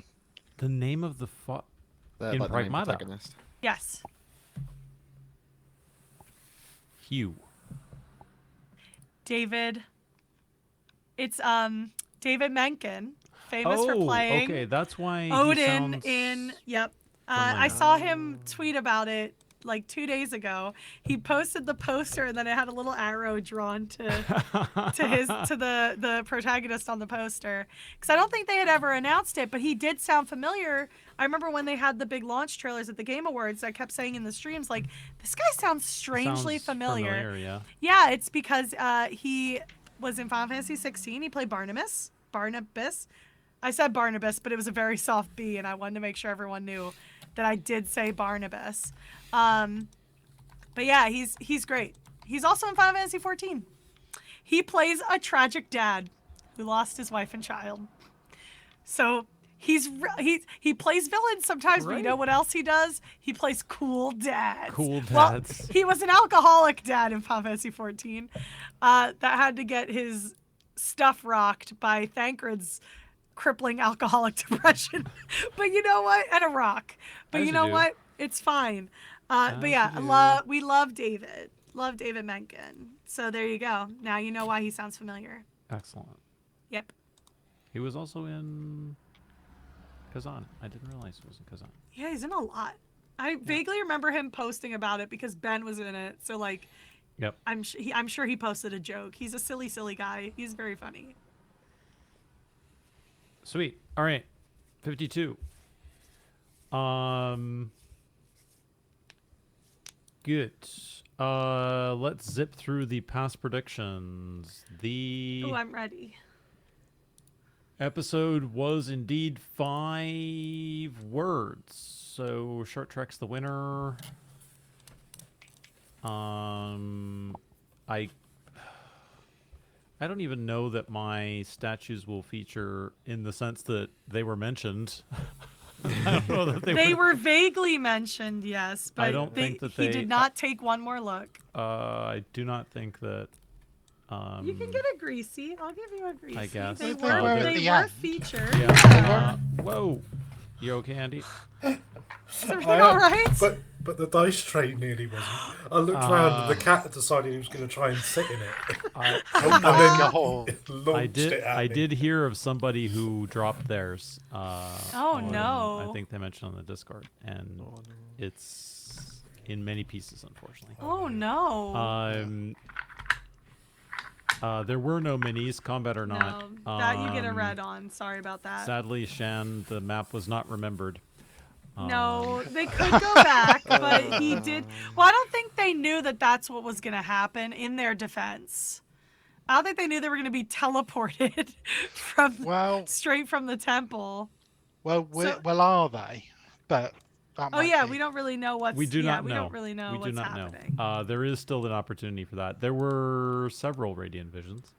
Yes, so I did get half of it right. Indeed. Andy, there was no combat. That was technically minis. Jazzy's prediction. That was there was no combat. Well, there was. There was combat, but it was not with minis. Yeah. I'm gonna put Jazzy's name in red. And boy, was there. There was combat though. Can't I at least have orange? Jazzy's in red. I don't know if I've ever seen Jazzy in red. I think he might look good in red. We need to get him in a red dress shirt. I think would be. I love that nice you guys were button down. like, it's just gonna be Shannon and the boys have just been complimenting each other this entire time. Like I hope everybody's having fun. Give us time.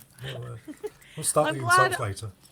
Boys will be boys as they all compliment each other the entire time. I mean, I was trying to compliment you earlier, Shannon. You were just telling me, "Oh, my shirt." That's true. No. I don't think I suit giant numbers on my back because of my shape. They're very bunched up my back. Like I'm just being nice, you know? All right.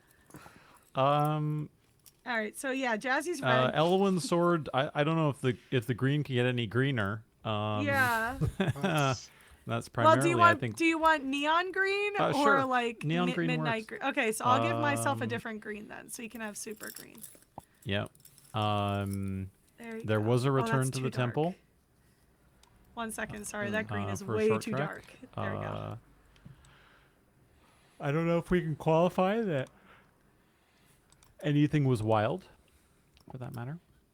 I mean, the floor was wild. The floor was wild. I think it was more that he was saying that something from the wild would be present. Well, technically, I guess not till next episode. I was going to say the trees.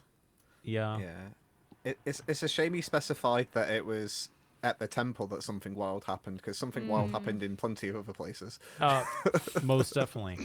I'll give him Greasy because he's not here to defend himself. I gotta make Andy green. Andy's green. I'm so red. that way we know who said what. No, you're fine because you're by yourself. It's because there's two of them. Oh, I see what you're saying. Okay. Yeah. It was also because I thought it would be funny.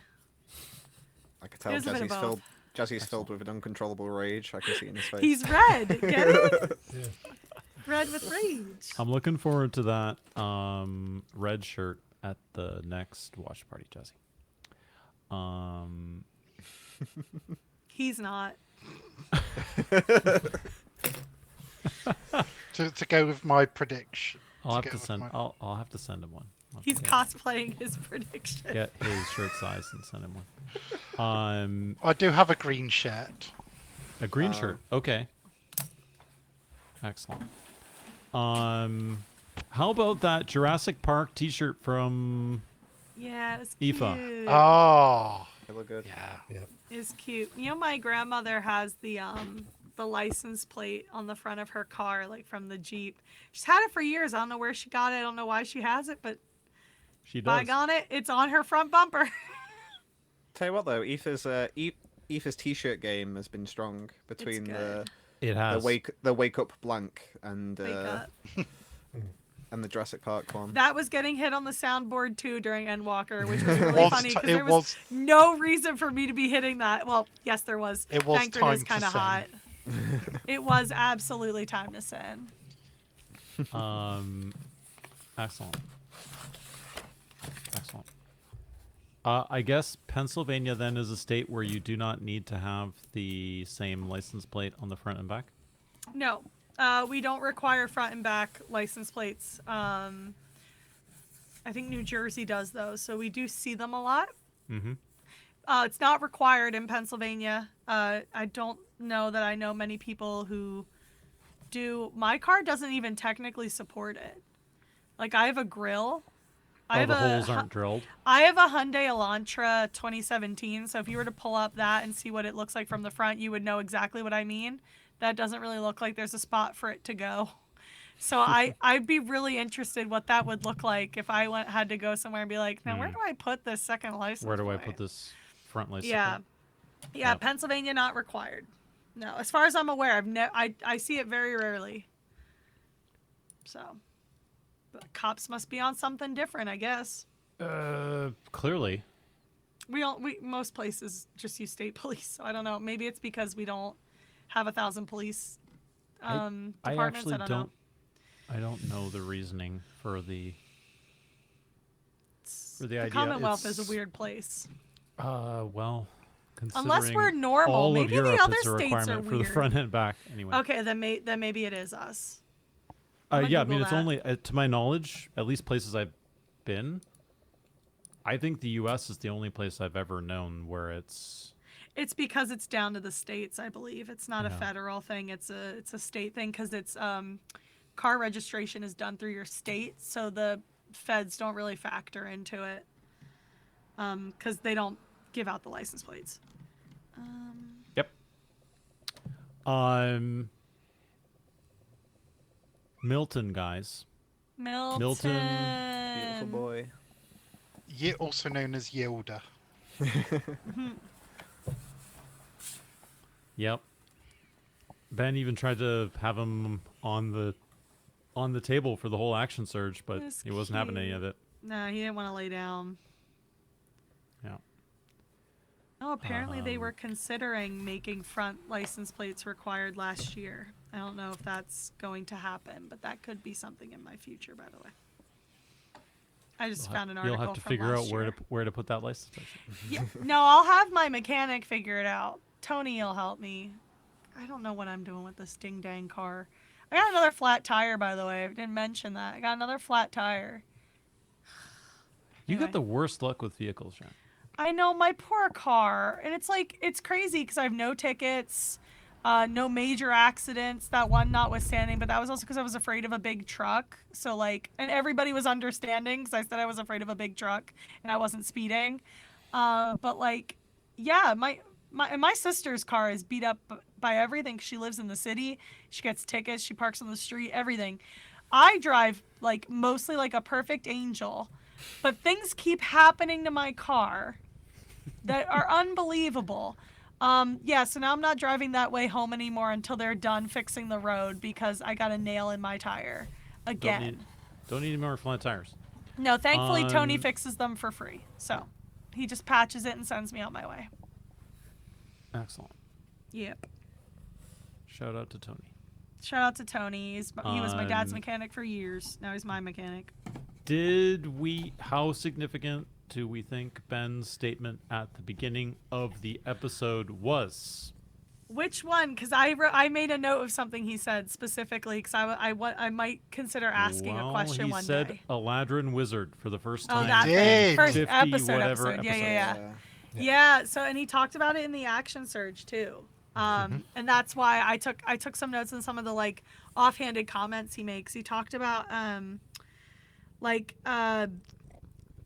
how he felt about Taliska, and I wondered if he reflected that into ratings. He was like, I really like Taliska. And in the back of my head, I was like, I wonder if Radian feels at home there, because it's the closest he's been to, even if it's a subconscious feeling, it's the closest he's been to where he's from in a long time. But also, yeah, he said that, and he talked about how, I thought this was a really interesting comment from Mr. Ben Starr. He said the closer he gets to Thalon, the more he's confronted with having to accept and be honest about what he is. And I was like, interesting you would say it that way, Ben Starr. You want to say a little more? He won't. A bit of Riz. Considering he knows Yeah, what's the nothing. risk? Yeah. He doesn't. Yeah. So yeah, I was curious if when he said the first thing, I was curious if he like considered like if Radian would feel, because Radian seemed fairly confident about a lot of things for the most part and had a lot of, it was a little more outspoken about things in a way that wasn't like crazy. And it made me wonder if perhaps, and he wandered off on his own a lot. It made me wonder if perhaps Ben would think he felt more comfortable here without really knowing why or how, just like a feeling. And it's something I would certainly ask, but it's like, yeah, would Radian like subconsciously feel more comfortable in a city that's more wild than virtuous? And I really thought it was interesting that he specifically said the closer he gets to Thaelon, the more he feels he needs to be either connect with who he's supposed to, like who he is, or be more honest about feeling more connected to what that is. And so, yeah, him saying Elijah for the first time, I love he's like, I think all my stuff still says Wood Elf. Like nobody has considered changing it. So I thought it was really funny that this is the time, not knowing. Yep. But this is the time.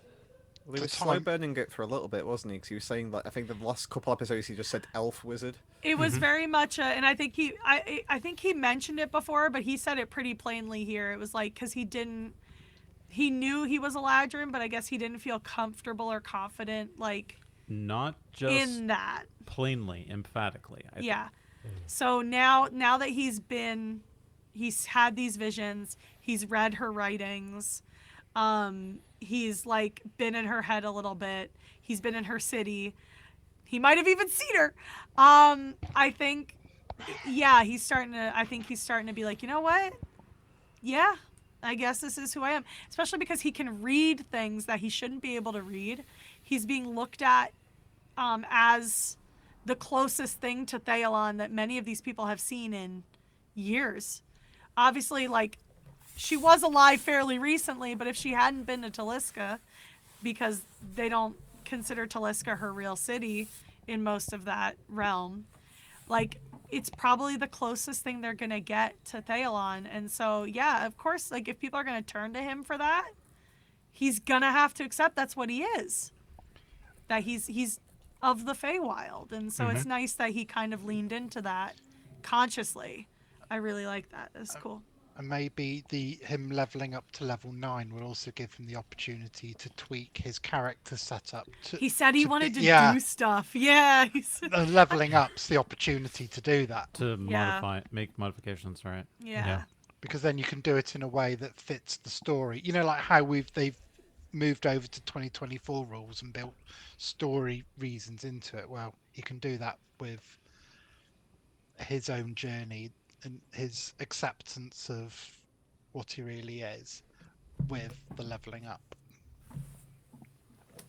Because that was almost going to be the episode title as well. They said that in Action Surge, that they could have done acceptance, which would have fulfilled Doc's one word dream. Oh, they cheated him. Yep. What can I say? Since we discussed this a little bit, I'll get into it in a second. Since we discussed Eladrin-ness a little bit in the watch party, we'll talk about language here in a second. Yeah, I know nothing about that. To me, it's just Ben doing a goof. Normal day. Probably mostly for Andy and Kenneth, who played a lot more D&D certainly than me recently.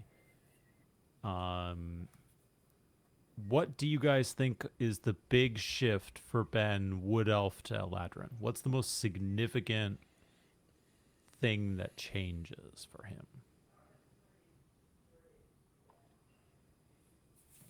I think it's largely flavour, really, because Eladrin and notoriously a bit more fickle and can change according to the seasons. He's specifically outed himself as a summer Eladrin, but from what I've read about, and I've never actually played Eladrin or had many people play them, but they are able to change with the seasons, so they're not stuck in a single season. So if you wanted to be a bit more wintry or something, you could potentially. Yep. Mechanically, as he said, there's extra bits that happens with his face step, Yeah. Yeah. Kenneth, anything you think of substantially? Kind of similar to Andy. I think it is mostly flavor to an extent, but I wonder if Ben will kind of steer more into at least the kind of like traditional vibe of what Fae are in D&D, which is in to an extent tricksy, which Radiant kind of is at the minute already anyway. I feel like Ben's been doing that for a while, even without necessarily steering into the Fae thing. But they're naturally quite tricksy people, like mischievous to an extent, and also it's like, ironically, I feel like it's also a bit of Radiant's character already that like Fae make bargains quite a lot. But like, if I give you this, you need to give me this, which Radiant has been doing since the start. It's like Radiant's way of like talking to the other party members. Where it's like, hey, I've given you this piece of information about myself, even though you didn't ask. Now you need to tell me your thing. So I do find it quite interesting that Ben's kind of been inadvertently playing a Fae character without objectively playing a Fae character. Without deliberately doing so, yeah. Yeah, or but without overtly to the audience doing so, right? Yeah. But I do wonder Not if give up that's the game. kind of he's going to lean more into that now. I mean, I don't know how much Ben knows about like traditional D&D lore anyway, and this is obviously a homebrew, so it doesn't really matter too much anyway. But I do wonder if he's going to kind of lean more into that to be kind of, because I guess the thing is, Wood Elves are naturally quite in touch with nature anyway. It's not like he was like a like a highborn elf that's then becoming Yeah, an he wasn't Eladrin. that disconnected, right? So I feel like it's less of like an immediate cut, but yeah, I think it's just mainly like Andy said, it's just going to be a bit of flavor, whether or not he plays a bit more with the character, and yeah, he mechanically gets a couple extra bits now. Yep. And technically, he's supposed to lose 5 feet of speed, but that's not a problem because he has the boots that give him 5 feet of speed. Boots, so it's right. like the perfect excuse for Harry to be like, everything's normal. You are normal. You're perfectly average. Just a normal Radiant. Yeah. He's just an innocent Radiant. No, he's not innocent. We did have a little discussion about language, and what was interesting to me doing a little bit of homework on this is that technically most Eladrin don't know Sylvan, so they don't speak the Fae language effectively unless they deliberately choose to take it. So what do we think Theolon actually wrote in? Celestial. You think so? That would be my guess. Yeah. We've seen we saw an attempt from friend of the watch party Encash, a wonderful attempt to recreate, and it's in the fan art, I think, the script and the writing, which I'd say looked fantastic. Yeah, when I originally saw his thing, I had assumed that he went and took the Esperar script and literally copied it word for word, or copied it letter for letter based on what was written. But then he said he didn't do that; that he had just come up with it, which I thought, is obviously pretty amazing. So it'll be if it is celestial, Andy, that implies a whole sorts of other things about Radiant's character, right? I think it also then potentially steers more into the idea that like Radiant's actually an Antiqua rather than just a normal Eladrin. 100%. Yeah, 100%. that, or even like if he learned it, if he didn't know who Theolon was, she could have like sneakily, if my theory holds, it's even if he's not an Antiqua, it could have been something that she like taught him or showed him. Yes. So that specifically so that she could give him notes or give him things so that he can read them. Like if he's not an Antiqua but they bang, then that would be important because he would need to, I assume they would pass notes. But if like him being their version of an Antiqua would also kind of lean into him having to know how to read obviously I don't know anything about D&D, but I can tell by context what kind of language we're speaking of here. And so that's something she could have explicitly taught him, or that he needed to know for a job. Yeah. Just If that's the case. It's the language of love. The language of love. For gods. We've got the power. We've got the power of friendship and the the power language of friendship. and the language of love. Yeah. Excellent. I'll look forward to it. It would be interesting as well if Harry, because Dragonborns know Draconic. That's like a D&D thing that like they don't have to learn that language. It's just inherently they know it. I wonder if Harry's kind of done a homebrew thing where Eladrin just inherently know like Sylvan possibly. It's like an extra little homebrew whatever thing. language he can certainly Yeah. he can certainly make that decision, Kenneth, for sure, right? He can certainly make that decision. It's like in the 2024 rules, tieflings don't automatically learn Infernal, but there's the tiefling in my group that I've just said, well, no, doesn't make any sense. Infernal. Mm-hmm. I think that's now because they do the different types of tiefling, don't they? You can do like an ice tiefling or a fire tiefling. So I wonder if that's part of the reason Why they made that separated that a distinction. little bit. Yeah. Cool. We'll get to the second point. We're only on the second point.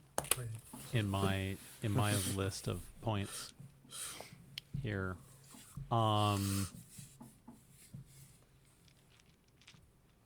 Harry mentioned this a little bit, and I think it's important to mention in the context of what it means to play D&D and what's important to go over and actually having your party suffer, or having your players deliberately suffer is not something you need to really do, right?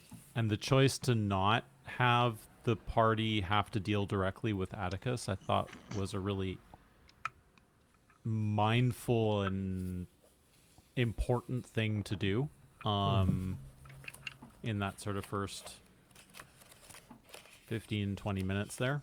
And I know Harry mentioned in the action surge that he told the players he was not going to have them have to explain the death of a father to their son, effectively.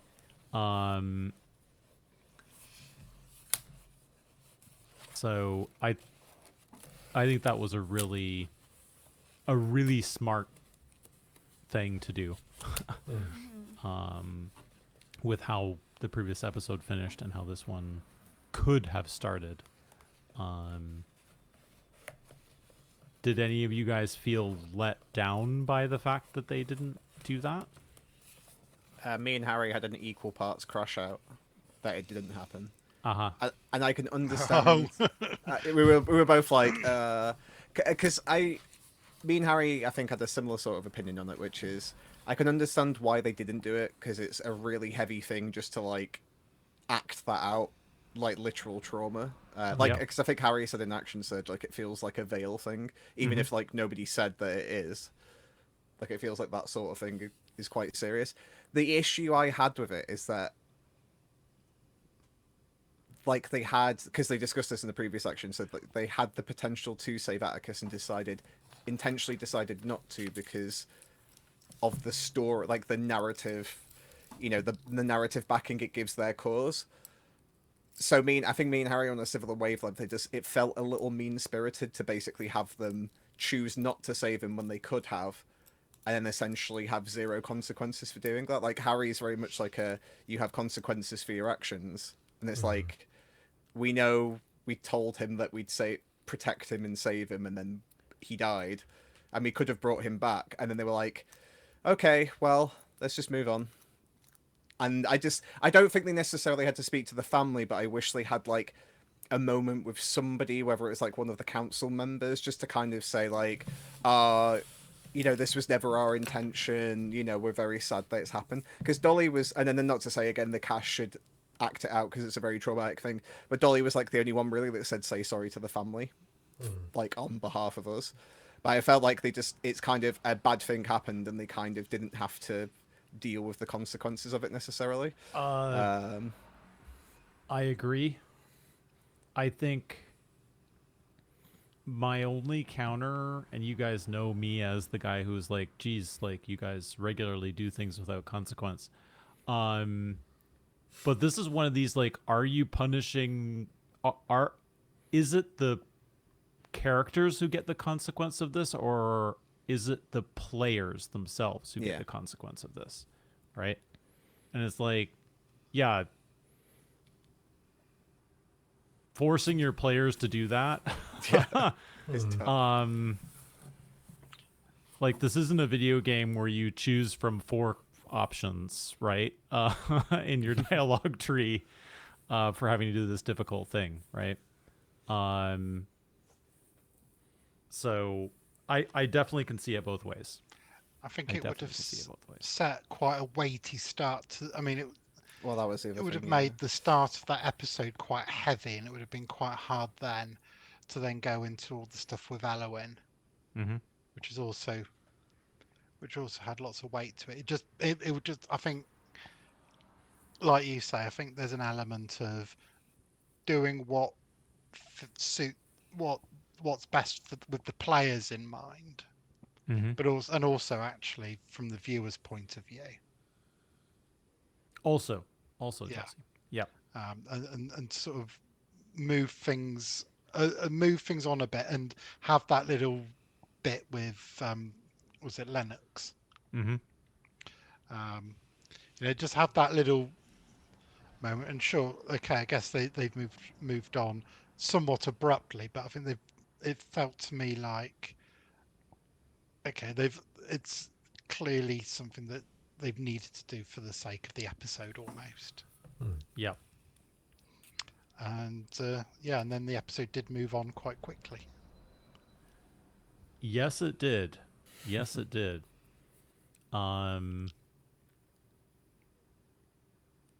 What do we think about the decision to go to the tavern?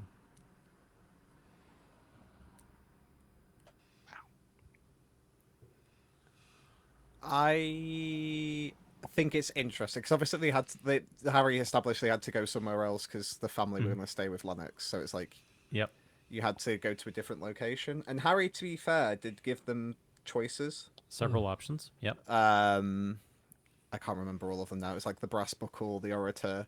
One had like a really pretentious name, and I can't remember what it was now. It was just like a one-word title.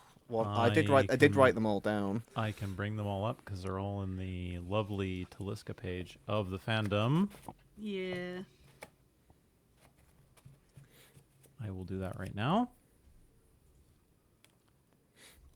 But yeah, one of them had a particularly pretentious name. I was like, I kind of wish they went there because I think it just would have been fun having Kelness being like a Ivy style bar. Yep. Obviously, they went to the oratory. Yes. I know the Brass Buckle was one of them. Yeah.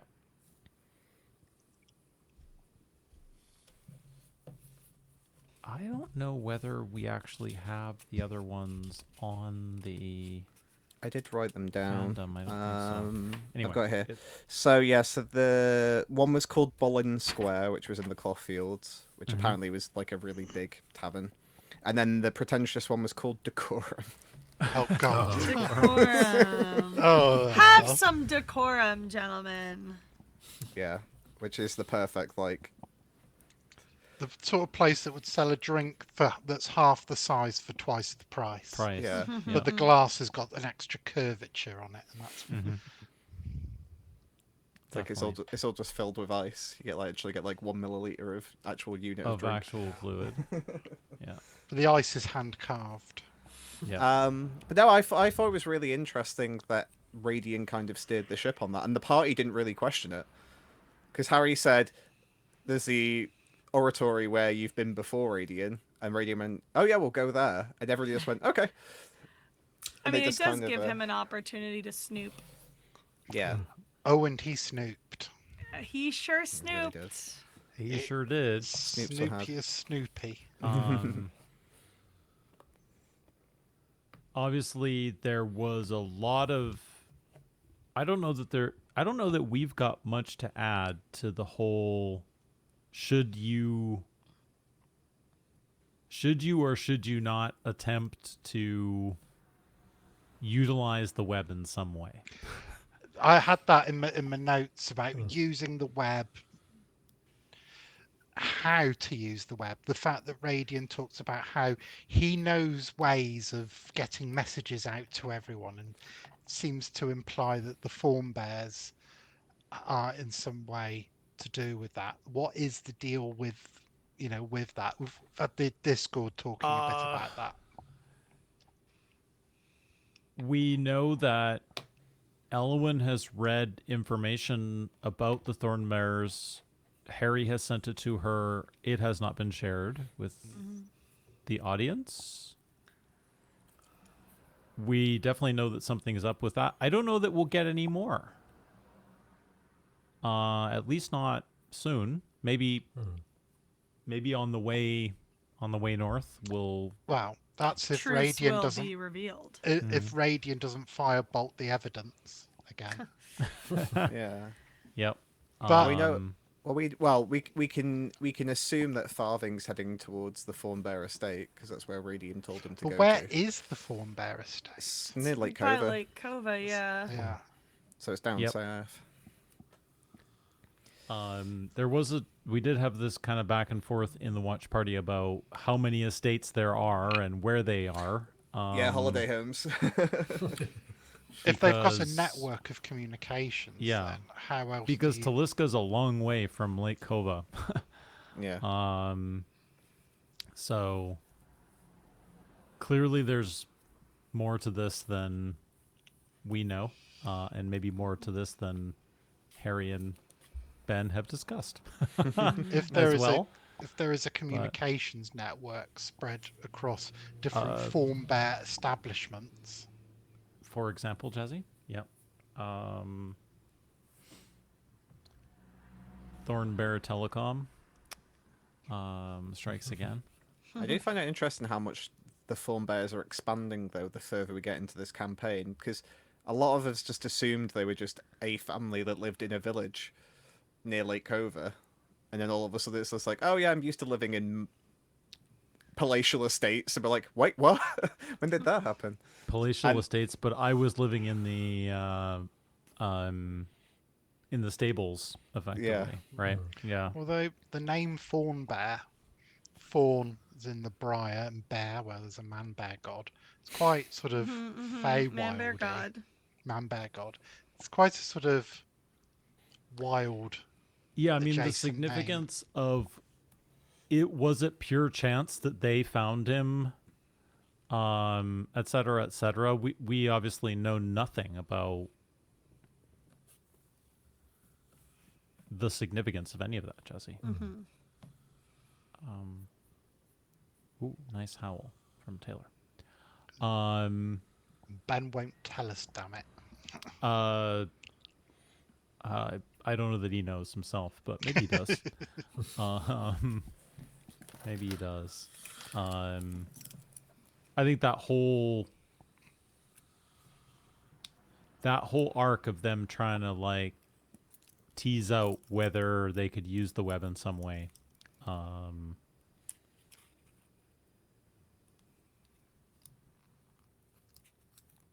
is definitely there for them to pull on should they choose to going forward. Right? Yeah, I definitely don't think we've heard the end of that. And the only other thing to say is Dolly's message directly to Radiant, calling out that she is still thinking about the relevance of his family, because that's the original task that the spinner set for her. So maybe we need Dolly and Elwyn detective agency to start up. It does feel like this mystery with the Thornbears will feed into ultimately how they deal with the web, if they deal with the web, or try and replace it, because of course the web aren't the only sort of structure in place. It seems to be here, there, and everywhere. You've got the docents as well, which of course Dolly might feel a bit more comfortable utilising in a similar fashion. I'm surprised they've not brought that up a bit more. They're a network of storytellers, of kind of verbal version of the chronicle. I would not be surprised, and maybe this is my prediction early, that here in 53 or 54 we get a docent on the road. Would not surprise me, Jazzy. It would be the time to do it. Is that your prediction? It would be the time to do it. Want to reveal some more things? Want to whisper a few things in your players' ears after not having recorded in nearly 3 months? But they also have gossipy trees coming. Gossipy trees that demand transparency and honesty in exchange for their transparency and honesty. So Also true, Shan. could be they just get a Lorax up in there. He speaks for the trees. I think they talked about it in Action Surge, but this is very much a Dolly episode where she's like, "No, I'm okay, thank you." Apart from like the Elowen part, but they were like, "Hey, let's talk to the web." And Dolly's like, "I'm good." It's like, "Hey, we need to speak to trees that demand honesty." And Dolly's like, "No, I'm good." I'm good. I'm alright, thanks. Now, Yeah, even Radiant's just like, okay. Which I was like, okay. But I don't guess have any of it's that. less scary for him Yeah, if you can't remember because what he the has truth less is, to be on. Yeah, like Yeah. if anything, the only thing he's worried about is like whatever he has going on with Farthing would be the only thing. Everything else he doesn't really know, but it would be really interesting if the trees can see through that. Yeah. And if the trees can figure out more than Radiant knows. Well, they are of the wild. They're gossipy trees. What if, okay, Radiant Rizzler Theory joke number 59. What if number 69. Thalon, Nice. no, I said 59. You What said if, 59, but we didn't hear that. right. What if Thalon spoke to the trees about Radiant and the trees were like, bet. All right, we're going to remember this little freak. And then he shows up and they're just like Pikachu shocked face. What if the trees were there at the time and saw it all happen? Pikachu shocked face. It's that little freak. The trees do the doc zoom in face. Yeah. Yep. Yes. Yep. Definitely. Definitely. But yeah, it's going to be interesting to see where it leads to, because the fact that Radiant said, "I have a way to speak to all of the members of the web, don't worry about it," it leaves like the door open nicely that it's going to be something that will come up again eventually. Yeah. It's the do you now? Interesting that you bring this up at this time. All right. Time for the elephant in the room.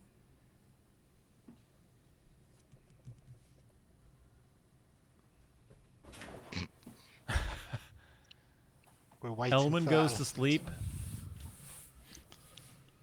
Everyone leaves the room. And we finally get a resolution to this hold swords shenanigans.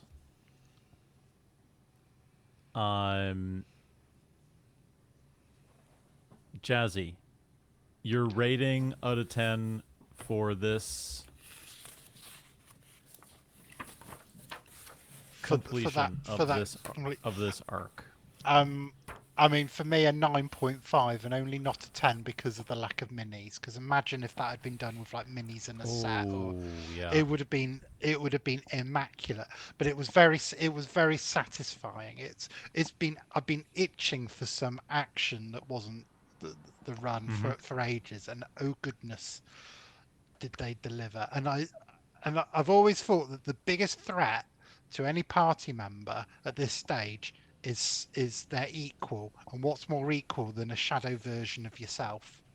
A shadow version that knows your fears, that taunts you, and wears a glow mask.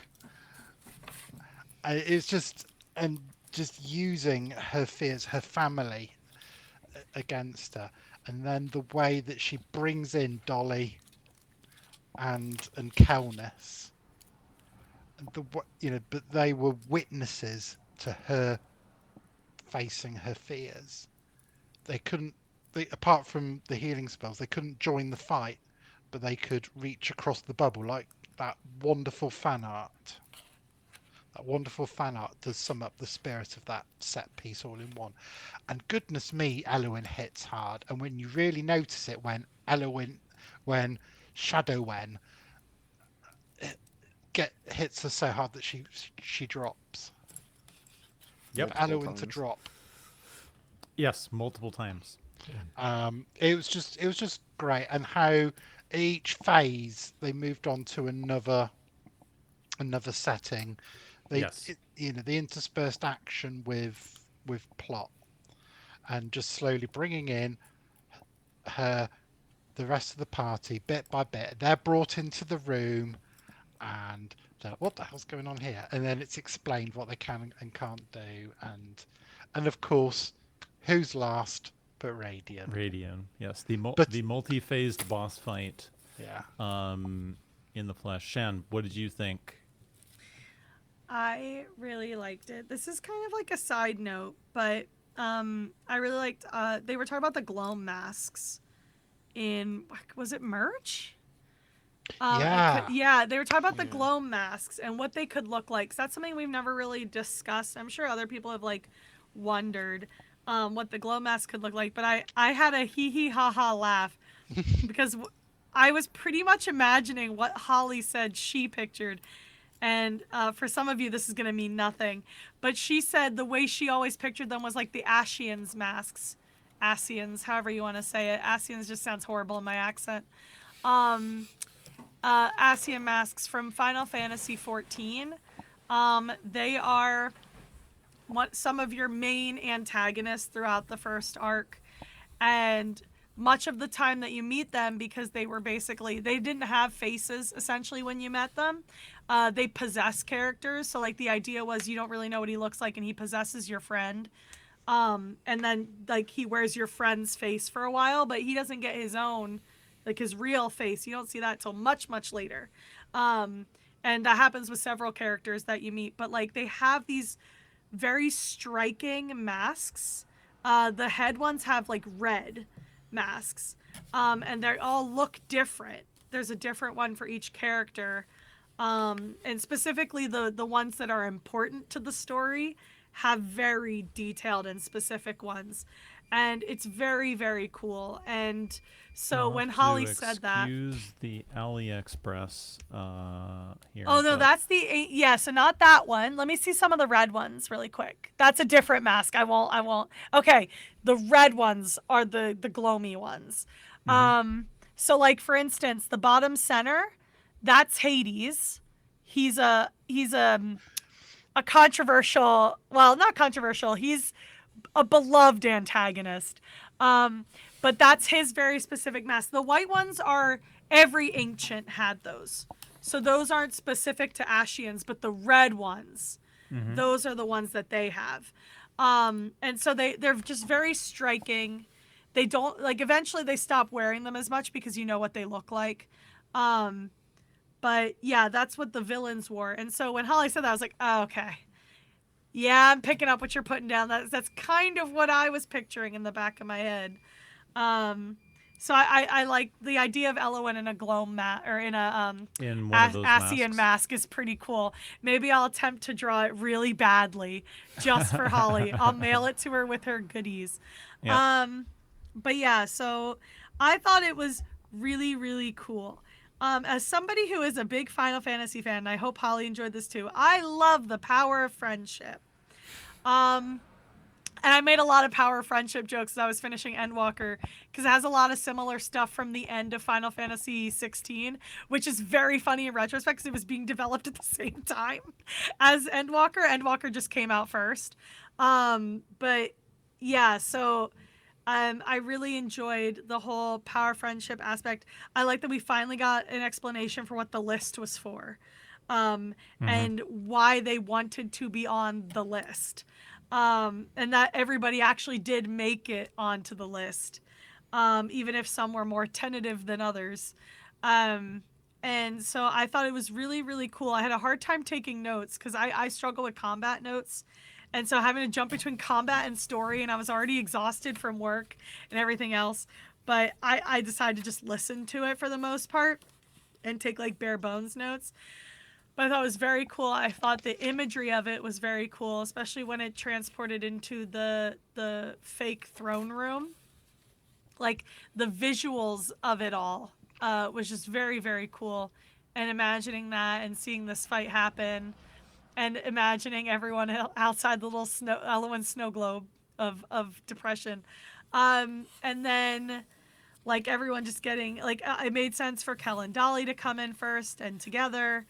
And then waiting to see when she would feel the need to invite the other two, because they were always going to be the ones that we weren't sure about because of like her dream about I, even though that got resolved. But she still kind of treats I a little differently.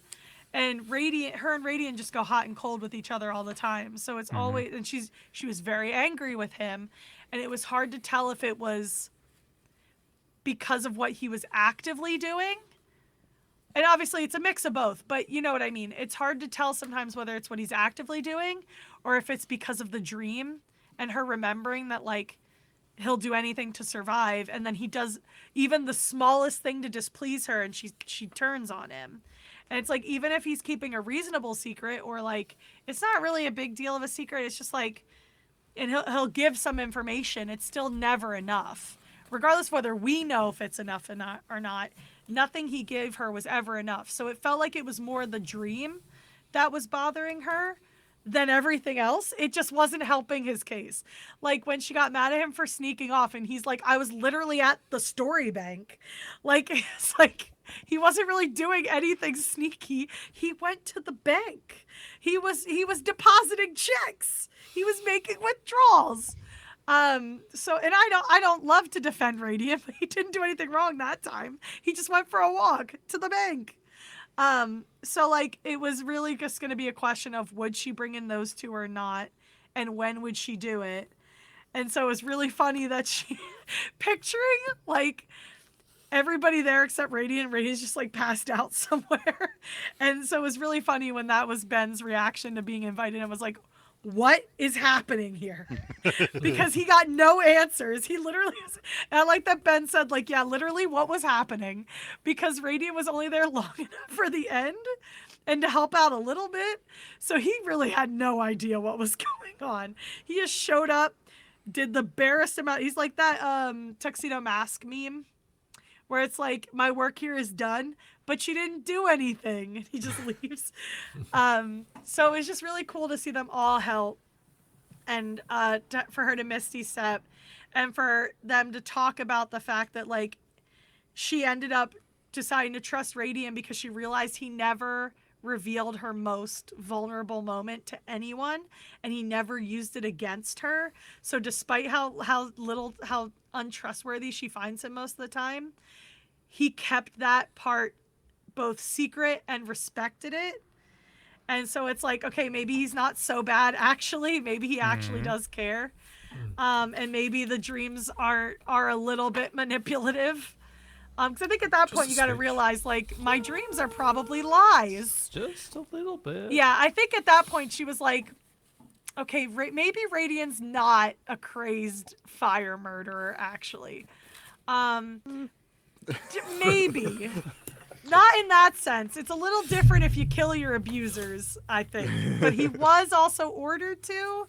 Hard to say. Need more information. But yeah, so all in all, I thought it was a really cool way. And I liked how Harry described it too, how like he wanted it to be something where like if she opened up to them, they would be there. But because she never opened up to them, he had to change the mechanic. And like he said, I think it made it more powerful that she had to invite them in because she had yet to do so. And so now she's metaphorically inviting them in because now she's been backed into this corner and she has to. Do you think it also added to the scene the fact that they filmed a lot of the episodes featuring her dreams close together, so they never got the chance to watch them? Yep. So it was actually, and they talked about it in the action surge, it was actually new to them. So they had to, they weren't just faking the reaction almost, or role playing the reaction. They were live reaction. Actively trying to figure out what was going on while they were doing it. The I player think there are was so many things, Jazzy, actually, about the last sort of 10-ish episodes, and I think we have one more maybe that was filmed. 54 is what they filmed up to. Yeah, because they so- mentioned having one more filming day after this one in the action surge. So they got like two more episodes or whatever it is, right? And 55 is about to be filmed. Left in that kind of bank, right? So I think the significance of how they were recorded, I think is really interesting to see how that's going to play out versus other sort of filming cadences that they've had in the past, and how the transition now from old studio to new and recording stuff months after the previous episode. Yeah. Gonna be a I hell of a don't recap. think that happens in that way without things being filmed in the way they were. Yeah. 100%. It was an authentic interaction. Yeah. And you could tell that they felt a little off kilter because the way how they would be interacting with each other, like you know, it felt very like we don't really know what we're doing here. This is crazy. Are you good? Like, are you sure? Yep. Yeah. Definitely. Kenneth. Oh yeah. Oh, I have to speak. I've just been reading through all my Elowen notes, so it's just like, oh no, my name's been mentioned. Oh, he's not been paying attention. I have been listening to you this whole time. I agree with everything you guys said. Roll every single persuasion word. with disadvantage. Whatever it was. Yeah. No, I agree that like especially the fact that they filmed everything together, because I have to say Holly is a fantastic actress, because I was sending Holly all of the Elowen notes and she pretended like a champ that it was very helpful to her, even though she had already filmed all of the episodes at the point that I started doing this document. She's very good at lying. I'm kidding. She was She doesn't like, lie. I think I just had a look then. I made the document in like end of November 25, which is kind of like when they were kind of deep into like the filming for this. Yeah. So I was like, hey Holly, here's this thing, and she's like, oh thanks, that's really helpful. I was just, without knowing that basically it was already pretty much all filmed at that point. But no, yeah, I absolutely love the combat. I love the fact that Harry keeps doing multi-stage boss fights. Like I think it's something you can't do all the time. But as like a Dark Souls fan, I absolutely love a multi-stage boss fight when you go, thank God we're done, and then Harry's like, haha, No, joke's on you. You're not. Yeah. Turns out Nox is a giant mushroom man. It's like, oh, what? It's like, oh. And also this fight gave me a lot of, it's a deep cut, but Lady Maria from Bloodborne gave me a lot of those vibes where you just basically walk into like a room, there's somebody there, you walk up to them, and then all of a sudden, like, you have to start a fight and they get back up again. Like, you down them one more, like, they start dead, you down them, and then they get back up again. And I just love the fact that it's like, it was like a rinse and repeat thing that like Elowen was like, finally it's done. It's like, haha. Yep. I mean, you guys know that I've been calling for a while for Harry to kind of ramp up the difficulty a little bit on some of these things, and this was not easy, and I don't know what would have happened if she had failed in this. Yeah. But it was not easy. No, I mean, I'm still mid doing the combat stats. I've been trying to get it done all day, and unfortunately I couldn't get it done before this. But what I didn't realize, and what's like a cool thing about rewatching it, I didn't realize that Kelness and Dolly rolled to see how many times they could use healing spells. Yeah. But Kel rolled a 2 on a d4, so he could only use a healing spell twice, and Dolly rolled a 1 on a d4, so she could only use a healing spell once. And they were the only healers, so that's like 3 basically break in case of emergency uses of a spell, and then and they had to all be used. I was going to say, didn't they use them? They Yeah, had to twice all be they used used. to get her back up, and once the final one she was still alive, but very low hit But points. she had to use her second wind, didn't she? Quite a few times, yeah, as well. At least Yeah, twice. she's got 2 uses of it, Yeah. and she used them both. The significance as well of the fact that everybody's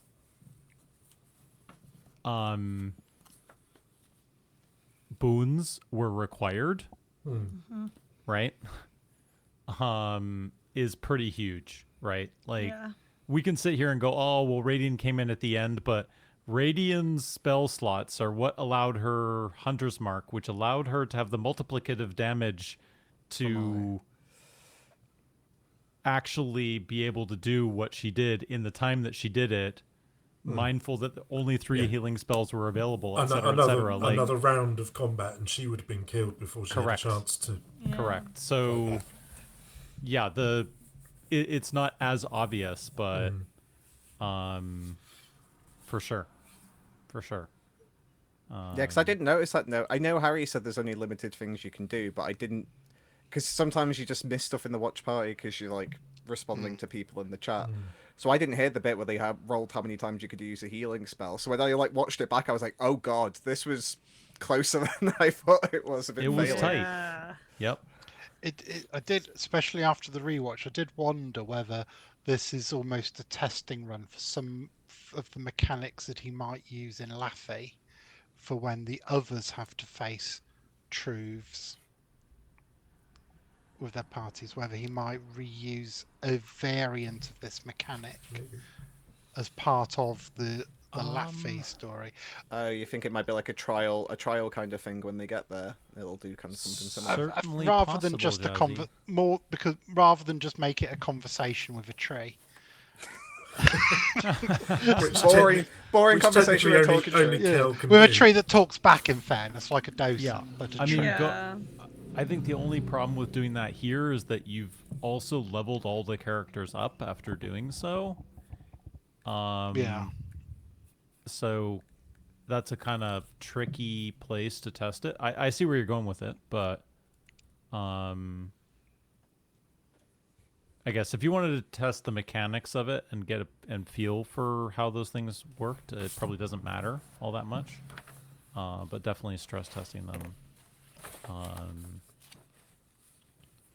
Because Yeah. it's always going to be difficult to create a combat situation that is challenging enough for the strongest players, but which is survivable for the less. And obviously, with each level, it gets harder. Although, even though their HP rolls are moving them all up quite, Dolly in particular, her HP rolls are, Yeah. she's not. Oh, what was it? What was the term? Squishy bard. Not so squishy now.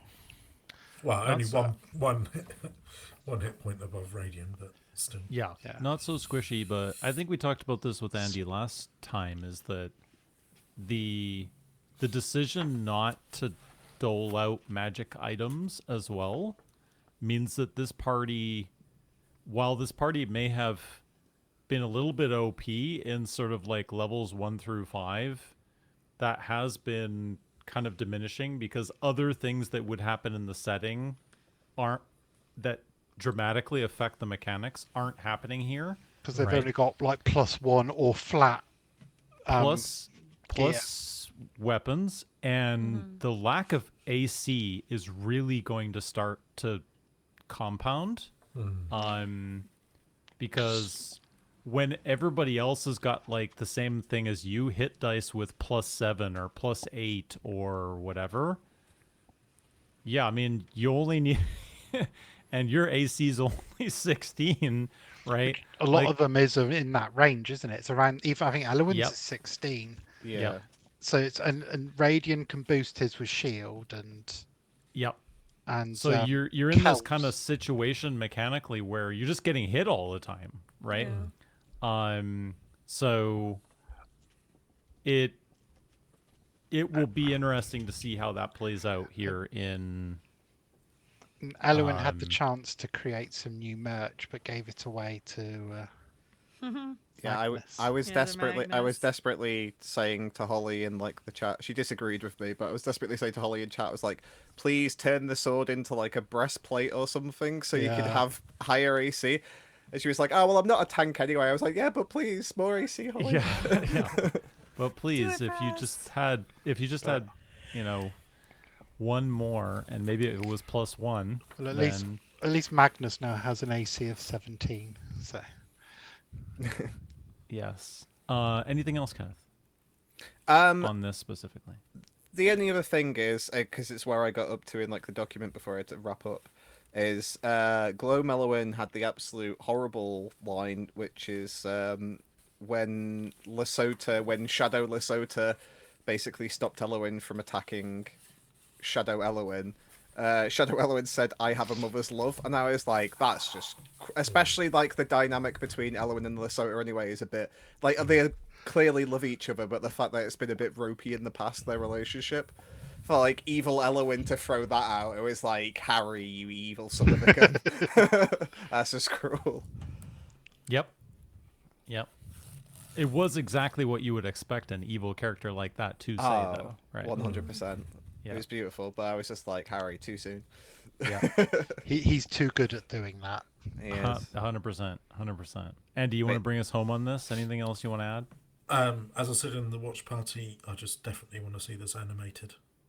It's it's the perfect kind of sequence of events to be animated, and bringing up a couple of other quotes that are slightly more friendly than the mother one.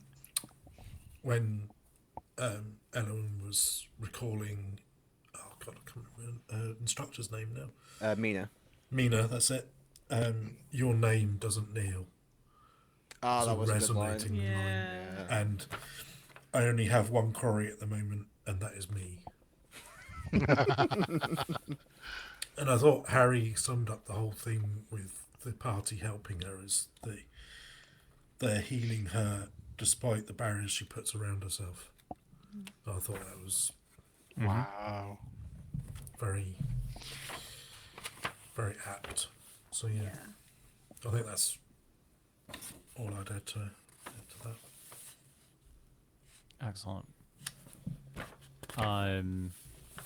Probably the only thing I have to add is tying into the action surge discussion about this a little bit, and just how much, back to what Ken, I think you were saying about Holly's acting ability in this, and how much of an edge she has put on Elowin's character, and how much she has softened now that this is potentially over, right? And we'll see how much that softening actually happens here obviously in 53 and 54, but I think a lot of people maybe who were like, she's just being overly emotional or deliberately difficult in these situations. Now you realize maybe why that was happening, right? Doesn't mean you had to like it, right? But maybe don't be so quick to judge someone's character who's under the influence of a cursed item. Right? It's funny that you mentioned that, actually, because the main takeaway I had, like, rewatching this episode again, is me reconsidering what Lilith's character was. Yeah. Because if she had this cursed sword, I'm like, how evil was Lilith? Or did the same thing happen to Lilith that happened to Elowin, that it basically manipulated her into becoming like a member of the Gloam? So that was like one of the interesting things. I was just like, oh, was Lilith actually like a school teacher or something at one point? It was just like nice and relaxed, and then Picked up the wrong sword. yeah. Yep. Or was given the wrong sword. Right. Yeah. That is an unfortunate thing that we probably will not end up having the opportunity to explore, Kenneth. Yeah. I'll have to grill Harry. Like, Or- Harry, or- what's or Lilith's fan- backstory? Or fanfic it. Oh, there you go. Perfect thing to use your notebook for. as I told Holly I would.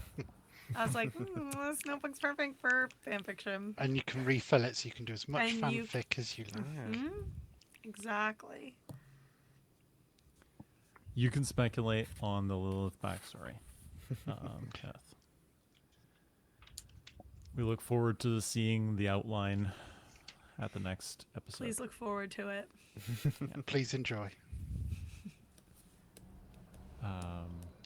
We'll see whether it's lemon worthy or not. Wild thing to say. I've already had to make the Radiant Dream document because I said I would do on the watch party. So I feel like that's about as spicy as you'll get Yes. from me. Cool. Well, we've gone to the oratory. We've talked about Dante and the web. We've talked about really the big thing in this episode, which was Elwyn's return to grace.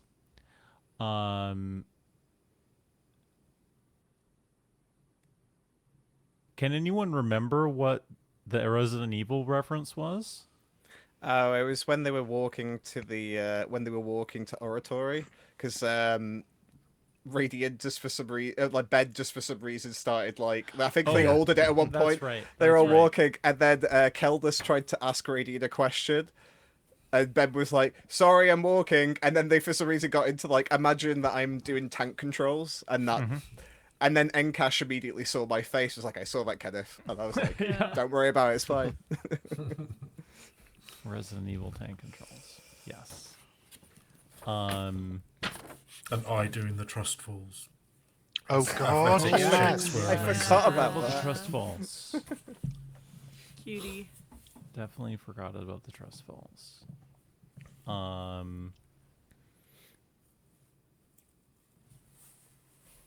Good. I think we can spare our listeners any discussion of the chimney. Yep. Please do. Honestly, I blocked it out. So when they were talking about it, I For was the best, really Shan, for the best. confused what they were talking about. I don't remember what I was doing. Something. It I didn't think make you my did say, notes. "Oh, I need to go and re-listen." see if I wrote it to down. that, Shannon, and we were like, "No, you don't. Nope. No. No, you, good. you Don't don't. worry Just about it. you Well, really not that part. No. It was neither beautiful nor important. No. No. I'm not sure it was an Um, authentic interaction either. Whilst Shan checks that out, what do we think? So, starting with Andy. Oh, Andy, what would you make the sword into?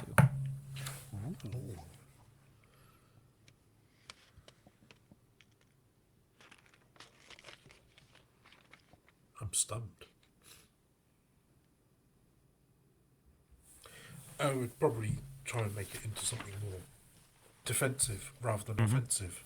So whether it gets made into as part of a breastplate, I'm not sure that amount of metal would cover much more than maybe a gauntlet or a bracer or something along those lines.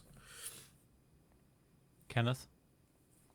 Yeah, I think you just incorporate it into some armor, like just say like, "Hey, I'll buy a breastplate from you, but then can you do like some sort of you could even do like a kind of filigree thing, like melt Yeah. down the sword and then do emboss some it, like filigree on the armor, like the branches and stuff like that, and like the oak, but have it be the filigree be the like the remnants of the sword.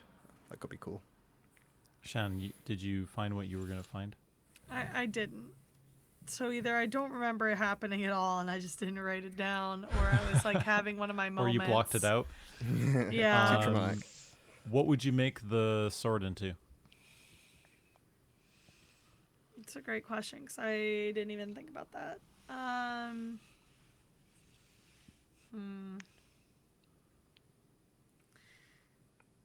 What would be peak funny?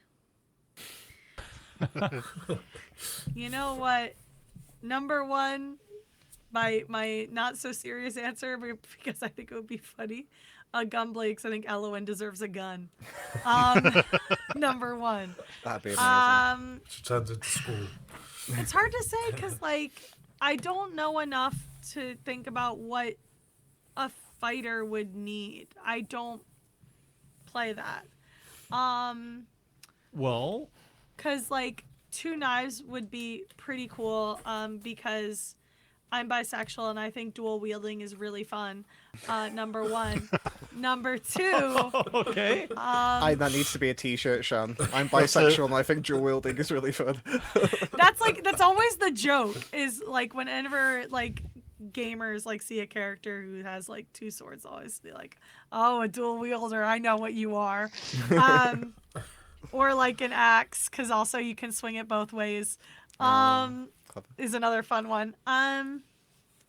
But like maybe she should also have some like metal knuckles. I can't call them brass because they're not brass knuckles, but like so she can punch things like and Steel really knuckles. hard. Yeah, steel knuckles. That would be fun. Or like, have you who here has seen Castlevania?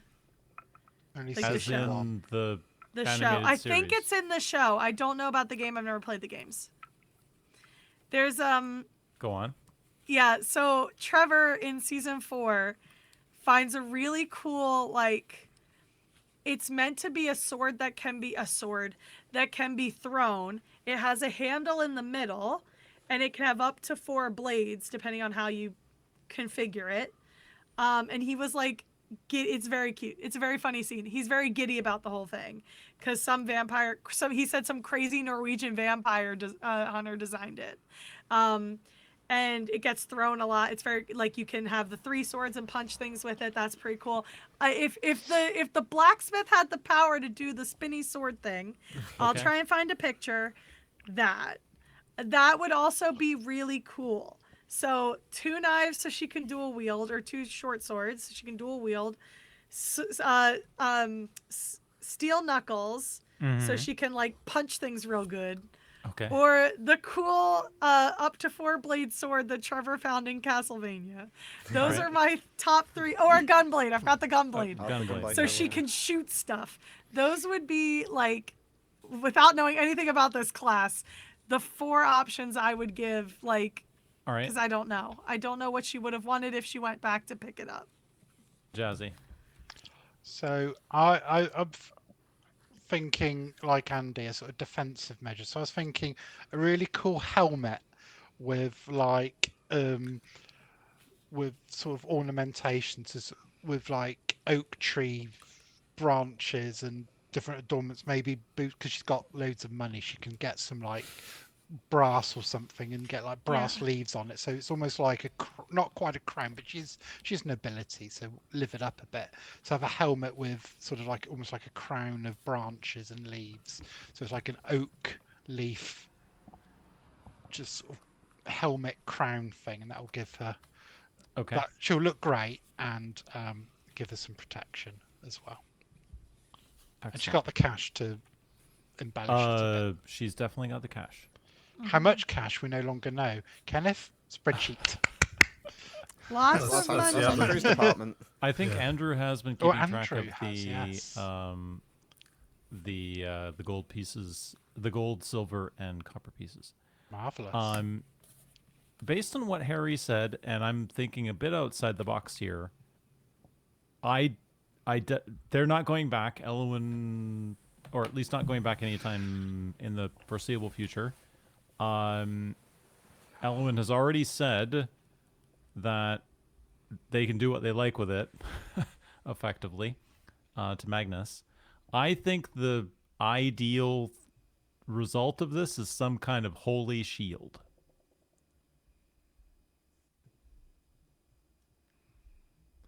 That would be cool. Maybe for Magnus, maybe for somebody else. Maybe it's for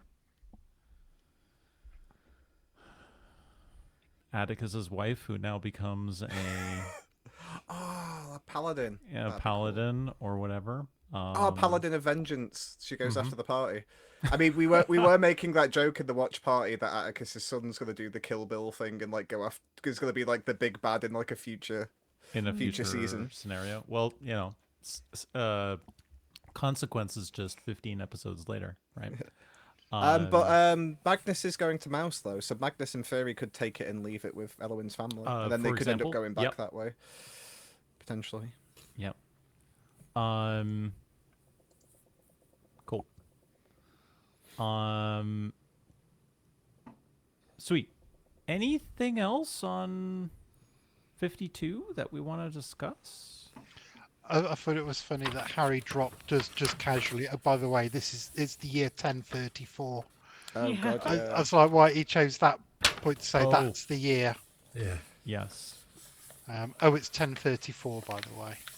Was part of when Radian was firebolting his papers. That whole thing was crazy. Go, that whole Shan. packet of identifying. Yeah.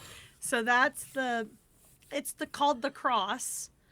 It can have up to 4 blades, as you can see there. It acts as a boomerang, or he uses it as like an actual like handheld weapon as well. But it's very cool. I was trying to get you guys a GIF, and the only GIF it appeared in was one where he was pulling it down because he was done fighting. So I'll have to find a clip or something. Because also I love the combat animation of that show. It's really good. Especially Trevor, because he's just a regular human guy. I mean, regular. I'm sure he has some supernatural ability there, but like he's a regular human guy, so he's just punching things half the time. It's very fun to watch. But yeah, the identifying documents and stuff, and all like the forgeries and everything for the Thorn Bears, like various marriage certificates with different witnesses, whichever names. one would suit the story. Yeah, and different names, like very strange. And Radiant has burned them all. Yeah, I don't know why Farthing would go to the trouble of doing that. Is the interesting thing. It's Because he was asked to, Yeah. I would assume. For whatever, for whatever purpose. I mean, it's becoming more and more clear that the Thorn Bears were more embroiled in the web. That like you start to wonder if they gave Radiant, like didn't sell him, gave him to the web as like some sort of bargaining chip or gift or whatever, because they're clearly in on the web. I think there's a high likelihood of that, Chen. Yes. Or he was the payment for whatever weird forgery stuff they were into. Like, just there's so many, like, having those documents available, knowing that something weird was going on with the Thorn Bears, and Radiant knows a way to contact everybody. There's something rotten in the state of Thorn Bear. Well, the original, because I've been doing the Radiant doc, the original flashback where they go through that, which is when Radiant teleports away from behind the spiders when they're going up the sanctum. The dad says, I'm not going to bring it up again because it'll take a few minutes, but the dad says something along the lines of, we're not going to lose another son. This person is your brother now. Wake him up and... he's basically a Thorn Bear now, and then the mother and father walked off, and then Rachmo was there to basically wake up Brady. So my assumption is the web might have already taken one of the sons at some point, because Radian, I actually found, again, it's in the notes, I'll have to look it up at some point, but Radian said in one of the moments to Kel that the reason he was in the web was to look for a brother that was already in the web in a different chapter, and he said that he hadn't found him yet. So I'm wondering if, like, there was a Thorn Bear that was in the web that was kind of already been contracted, and then they wanted the other brother, and they went, oh, well, we've got Radian, you can have him instead. And I wonder if the reason Radian was looking for him was to get revenge on that brother as well, after what we kind of know about what he's done to the family now. So, yeah, very interesting. Yeah, and what that brother has to do with whatever he got put through. Yeah. But it definitely seems like the Thorn Bears had something going on with the web. Most definitely. Yeah. Most definitely. Cool. Anything else? Sorry. Mine's just a quick one. It was just a quick clarification about what Magnus was going to do, because we were discussing this the previous couple episodes. So Magnus is only going... Well, this is from Magnus's perspective, but Magnus is only going to escort the 500 troops to Mouse, and then intends to come back and become the Heort for the temple again. Like, that Magnus has no intention of fighting in the war, which was like interesting that Harry kind of clarified like Magnus's stance that like they're there purely to escort the troops down, and then he'll come back to Talisker. Yes, Jazzy. The end of 52, because I kind of rewatched the end bit not long before getting ready for this. First time around, I assumed that they were like, okay, that's Talisker done. We're going to do some lovely fast travel now. Off to Laffy we go. Next episode, straight in, Laffy, talking trees, bish bash bosh. But I'm not so sure if that is the case now. And in Action Surge, Harry makes it clear that he expects them to be on the road to Laffy in 1 or 2 episodes' time, implying that at some point they're either teleporting, or it's not a teleport mechanic at all, which is what I thought it was originally, or they're teleporting literally like 10 miles away, and maybe then it's putting them on a path to Laffy that is maybe separate to the regular road that will get them into Laffy. But it just makes me wonder, all of that, all the colours and all the lights and this sense of the trust fall, as was mentioned before, it felt to me like it was almost like this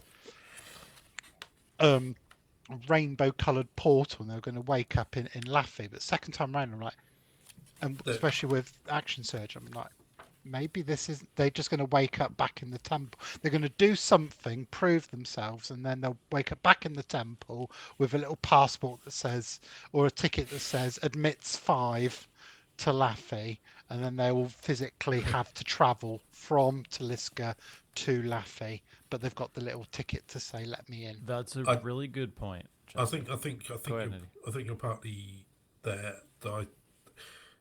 The way he described it was they are the guardians of the pathway to the nests, and the fact that Laffy is a moving entity in and of itself. It's not a static thing. Yeah. I think the teleportation is a teleportation, and it's just going to get them to basically the edge of the area where they need to go, where Laffy is. And they need to then make their way on that pathway, and maybe part of that is doing their internal struggles and finding out truths about themselves to keep them going on the path, or diverging them off, or whatever from there. It does make sense, because if the group, basically the people in the temple, are supposed to be the guardians of the White Stag. It did seem strange to me that they're in a city that's nowhere near Laffy. So I think the same as Andy, that basically this teleporter exists so there must be like not like a fortress, but there must be like a waypoint station that's closer to Laffy that this teleporter's designed, so then if they're aware that there's trouble, they can teleport straight to that, and then they're closer to Laffy to then go aid if they had to. So I think similar to Andy, like it will get them, I don't know, like 3/4 of the way, halfway there. And then they have to go the rest on foot. Although I've realised, particularly them saying about there maybe being multiple dragons. As soon as you get airborne, you can just fly over the Alanites. You can fly over the Briar. You can just pop to the Feywild and say hello, Spider Prince. Meet some dragonfire. I'd love it if the campaign descends really abruptly. It's just like, right, I got some dragons, that's it.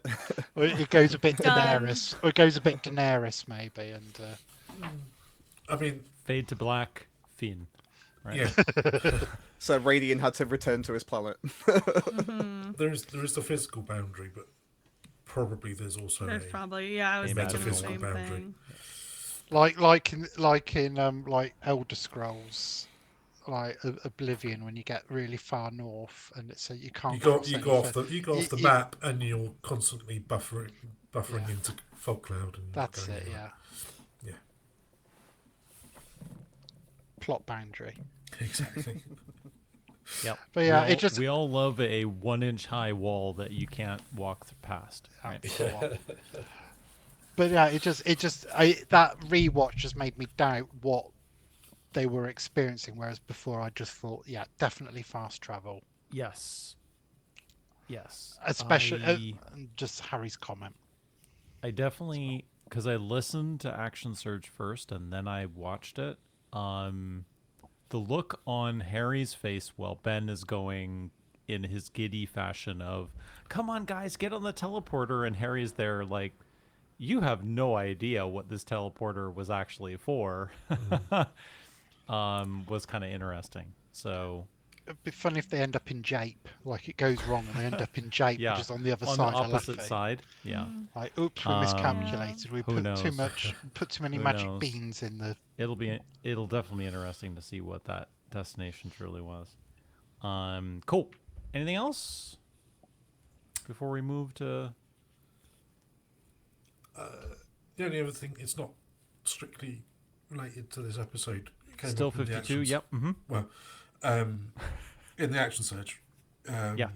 Harry was talking about his, because this is just what resonates with me because I'm a DM as well. That telling a complex story gets easier as you go along, and he's got ideas about what happens, but not exact firm plans on how to do it. And they were talking about different TV shows and how people plot out stuff. They just have iconic moments in their head, but and then things happen Yep. around it. And because Alex gave the Breaking Bad reference, which was definitely a good one. yeah. I don't know how you feel, Andy, but I definitely feel that the richer the source material, the easier I find these things. Like, that's my version of complex. Yeah. And that's why I've always felt it very foreboding to do a homebrew, because now I have to come up with all the source material. Like, that's both freeing and terrifying, both at the same time.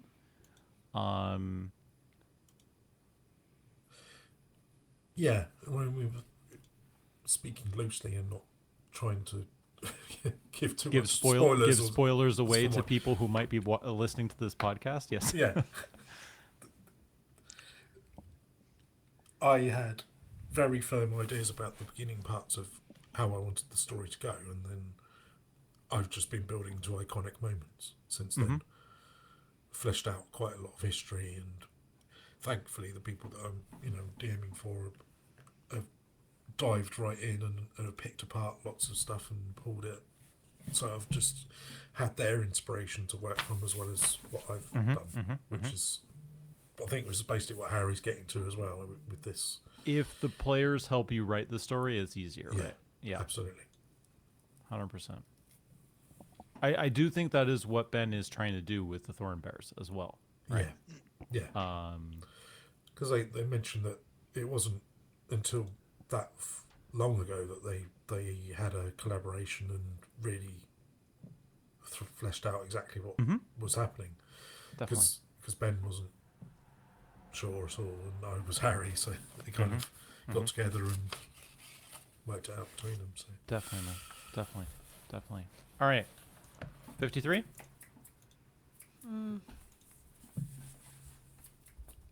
3 hours. We're finally there, guys. 53. It's got to be done. It has to happen at some point. Oh, he's saying it again. One word. I'll go with my prediction from earlier. I think there's going to be a docent in this episode.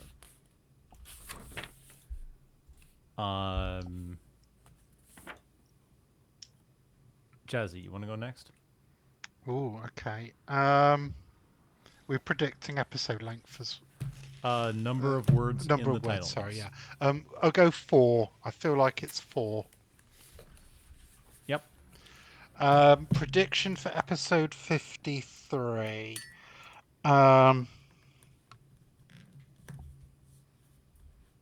Ascending stone is used. Okay. Send or receive? Yes. Both. No, yeah. So no, I think You can because reply to this message. yeah, so my thinking is obviously Dolly's got Sending Stone with a little connection to old Spinneroonie, but also Elowin has a Sending Stone with a little connection to Papa. Yes. So I think one of those will receive or send a message. Okay. So It's you're not very specifying which hedging of direction. bets. Look, I'm deep blood red at the minute. I want at least an orange. All right. It's fine. Shannon. I'm gonna go. Excuse me. 17. Yep. Mm-hmm. No, I'm going to. What's the number on your jersey? 11? 11, but that's not what we're. That's too many words. It is. Holly would never allow it. No. Torn between two numbers. One moment. Are you going to roll for it? Nice. I like it. No, that's not the number. That's It's literally not the number you no, wanted. Can't do that one. That's not even one of the two numbers.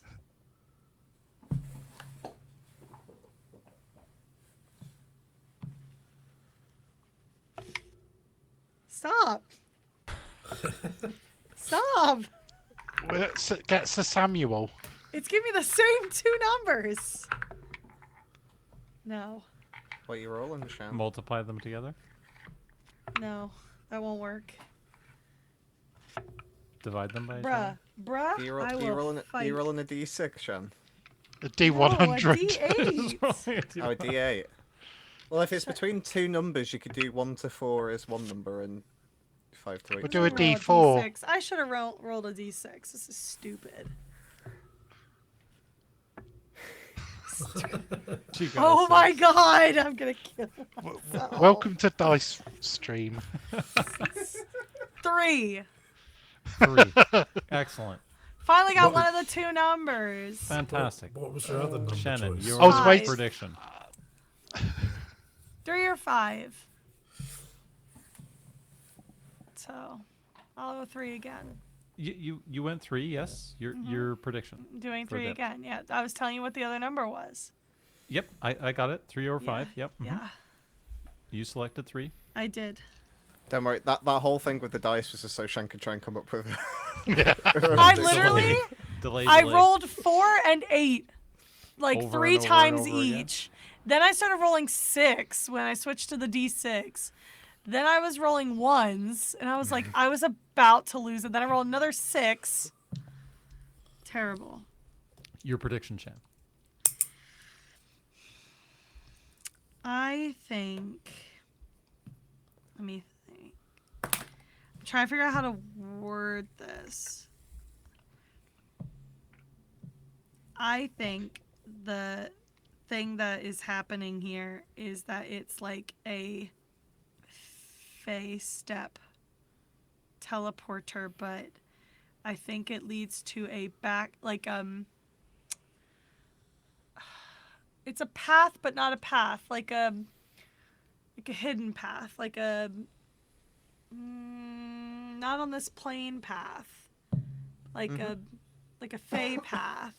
Okay. And so it's maybe Thalon's private path to her own secret little Excuse me. forest. So like Okay. it's not, you know what I mean? Yeah, it could be like the ethereal plane or like a pocket dimension or something like that. But it's like a Fey step, because like the colors and everything made me think, you know, a little bit wild. And it's her temple and her trees. Even very themselves, to be honest. Yeah. It's very Phase step celestial. path. More magical than physical. Yeah? Yeah, something like that. I don't know if I have Okay. anything else in me because they keep not doing anything What I think they're you going to do. think, So yeah. it's hard to kind of come up with anything. It's already hard enough. So I'll just go with 1 this time and just leave it at that. Sounds great. Andy. Yep. I'll go with 6 for the episode. Excellent. Prediction, sir. And I was going to go similar to Shan in that they do end up in the Feywild rather than Oh. Oh, that is a Actual- little different. actual Do you prime want that to material. be your relic spicy? here. Yeah, I'm going to go spicy because Okay. I'm going to dine out on the fact that I got something right for once on the right episode. Yep. And now I can just go completely crazy. Okay. So they end up in the Feywild. Last but not least, Kenneth. 5 is I'll- still available. So is 2. I'm gonna go for 2. I think. Okay. I'm gonna go for short and sweet.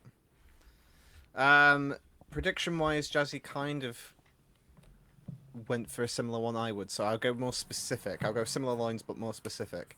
I think Elowyn is going to get a Sending Stone message about there being an issue with one of her brothers. Not necessarily a death of a brother, but I think she'll get bad news. I feel like Harry can't resist the temptation of like Elowyn being in a good place and then immediately And then immediately rubbing not some being? funk on it by saying like, "Oh, there's an issue with like one of the family members." So I think that'll happen. Okay. And then I also think there's going to Jeez. be combat as well. Oh, okay. I think we will get a combat. Combat. To sort of test those level 9 skills. Yeah, I Yeah. think it'll just be like a little encounter. I think it's just while they're on the road to Laffy, they'll just come across something. All right. Good. What spells do you think they're going to pick? The casters. We get to 5th Ooh. level. I'd have to look up. I don't remember what the spells are. Does So I- Radiant get any new spell slots at 9? Radiant, yeah. I believe so. Yeah, Check. it gets 1/5 at least. Yes, and they'll get 2 new Spells. spells from that, I think. So yeah, at so- level 9, he gets 1/5 level spell. Which would be 2, he'll get 2 Be able to level learn 5 from spells. 2. Yeah. Yeah. So let's look at 5th level spells just I mean, for things like Cone of Cold and Cloud Kill spring out Ooh, Yes. as damaging ones. They get kind of sexy, I have to say. What would be narratively spicy for him though? Well, yeah, Uh, he likes to go for the unique ones, doesn't he? Like tickle animal or something. I mean, Contact of a Plane could be an interesting one, Yeah. Yeah. just due to all of the revelations He's had taken recently. mostly. Or he gets an extra level 4 spell as well. Yes. He's I mean, taken mostly conjuration spells, no? So far? He's I got think so, some like a psychic couple ones necrotic ones as well. Yeah. I mean, for the pure banter, he could go for Dense Macabre, which basically allows Yeah. him to have 5 Brians instead of 1 Brian, which I- could be I- quite fun. I don't think Brian's coming back. 5 Cloud Brians. Kill becomes available. Yeah. I Sorry, wonder if he Brian. takes Dominate Person. I was literally about to say that one as soon as it came up on the list. I'm like, dominate person. Flame Strike is very cool, though. If he purely wants to go DPS as well, Negative Energy Flood is a real cool one because it's 5d12, which is quite spicy damage. I've never seen that spell. Where's that? It's a Xanathar's one. Oh. Summon dragon. That's quite story appropriate. Yeah, I feel like Harry or Kibosh that one. Because I remember when Doug had his summon a thing where he could summon a fey creature, and Harry was Harry like, was like, "You could summon Frogbat. That is the only not." thing you can summon." Yeah. Modify memory. There's a couple of spicy ones in there. There, yeah. Or arcane Maelstrom. hand. Yeah, like I said, I love a good Flame Strike. I mean, Teleportation Circle is very useful for getting around world maps, but Harry hasn't really introduced, apart from the one they've just used, Harry hasn't really introduced any, like, teleportation. I'm trying to remember Like, what Temporal devices anywhere Shunt else. does. Sounds like a car crash. It's like I've just had a temporal shunt. You target the creature, which must succeed in a wisdom saving throw or vanish, be thrown to another point in time, and causing the attack to miss or the spell to be wasted at the start of the next. So it's like an interrupt, basically, right? Yeah. At the start of its next turn, the target reappears where it was, or in the closest unoccupied space. The target doesn't remember you casting the spell or being affected by it. Oh wow, that last bit. I've just realised as well. I've got my. Oh yeah. On Alex's suggestion, I got Alex. my Ubajima book. I wonder if there's any cool ones in there. Oh, also as well, Doug will be able to learn reincarnate. So he's got 10 days to get 1,000 gold pieces worth of rare oils and reincarnate Atticus. And a D10 and On a a D10 to decide what he'd be reincarnated as. Yeah, I look forward to see which spells they take, that's for sure. Oh, Tree Stride is a druid spell. Yep. That's Yep. topical. All right, are we ready to mop up? Yeah. Mop up. Oh my goodness.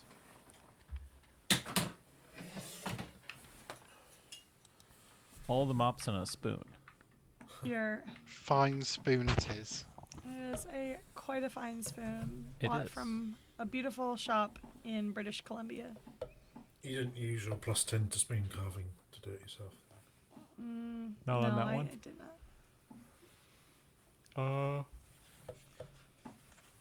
Oh, excuse me.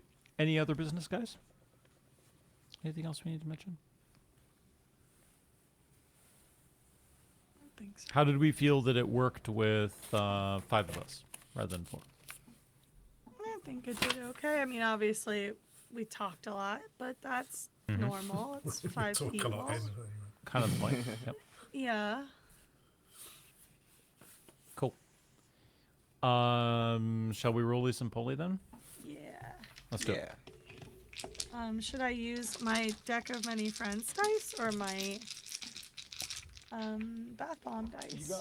You got some new dispel ones. I did. Let me see where they are, because I probably put them away. Oh wait, no, you know what? I know where they are. Yeah. My natural 6 dice tray is currently put away. Oh my. So I That is will an have to insane use spell. my mobile one. Use my So- space dice for splashdown. So one of the Obajima 5th level spells is a spell called Submerge, and you can create a magical link between a body of water and another body of water within 500 miles of one another. Wow, Crazy. that seems kind of cool. There are some like really unique spells. One of my personal favourite ones that's in there is one which is basically like shield, but for being spotted. So you can essentially use a spell as a reaction, and then the enemy basically can't see you. Like you can use it as Good. like a reaction. It's cool. Do you want to change your role for my role here, Shannon? No. Or do you want to keep your role? I want to keep. All right. As you wish.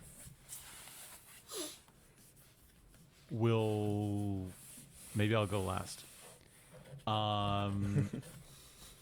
Kenneth, what did you get? Give me 2 seconds. I'll be right I'll with go you. get ready. Oh, you're already ready. Okay, never mind. Oh, or you can definitely write it down. Okay. I got 55. 55. Okay, who's next? I actually have to look because there was this debate about whether Harry might win this arc of Roly Oh, Poly. yeah, because he's been I'll rolling need really to check good. the latest stats. Andrew's posted it on the general chat. Oh, who won? It was Sir Benjamin of Star. Oh, really? Benjamin of Star. Harry was second. Aoife ended up third. Like Hmm. Aoife was flying high for a while, Wow. but then a bunch of really bad rolls. Yeah. Did the sun just come out, Kenneth? Oh, sorry, my TV turned itself off, so I've just turned it back on. All right, Jazzy. Oh my. I can't believe it. It's 132. Boo that man. I got a 90, I got a 19, I got an 11. So I was on 120 just from the first 3 dice. Excellent. And then it didn't matter almost from then on. I even took a photo. I was that impressed.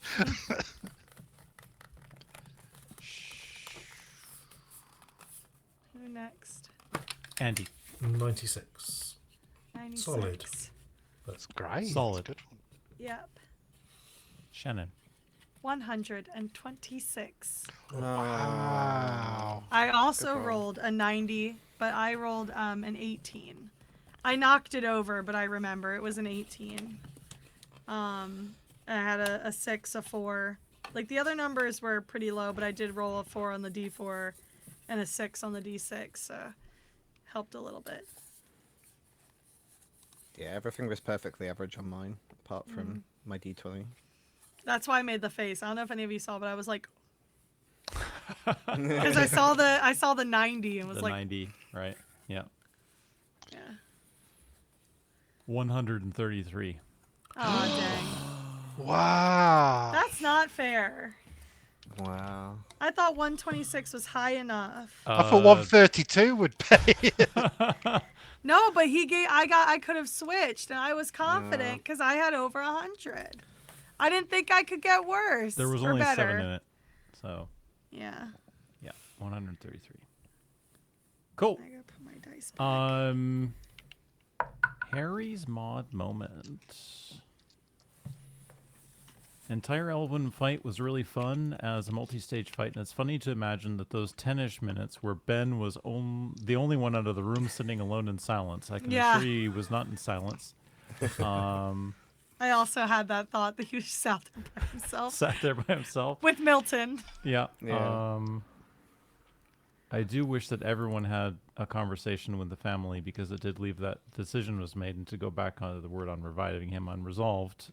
True. I think we've discussed that already. However, I'll never admit that's what happened, of course, because I know that Winter faked his death and is going into witness protection. Yes. He's a silly guy. What a guy. What a guy. What a guy. Harry- Surely Harry he's is- Sorry. I was going to say, Harry's crash out in both 51 and 52 is one of my favourite things. Of epic performance. Epic proportions. Yes. Surely he was reborn. Hey. Let's roll initiative, shall we?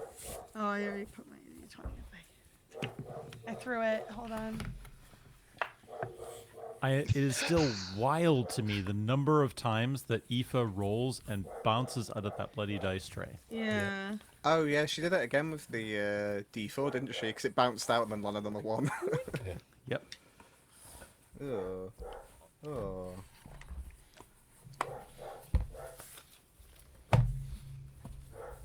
Trying to put my dice back in the dispel dice tray as close to perfectly as possible. Like I do every time I take any of my dispel dice out. Excellent.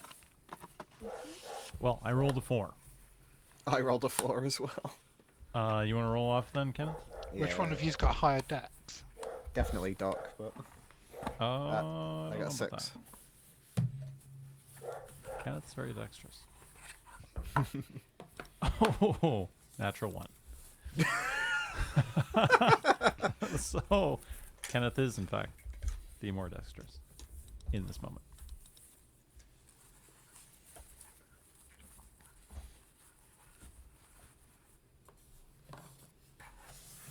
I got 17. So, what was that? Yeah, sorry? 17. 17. Shannon? I rolled a 3.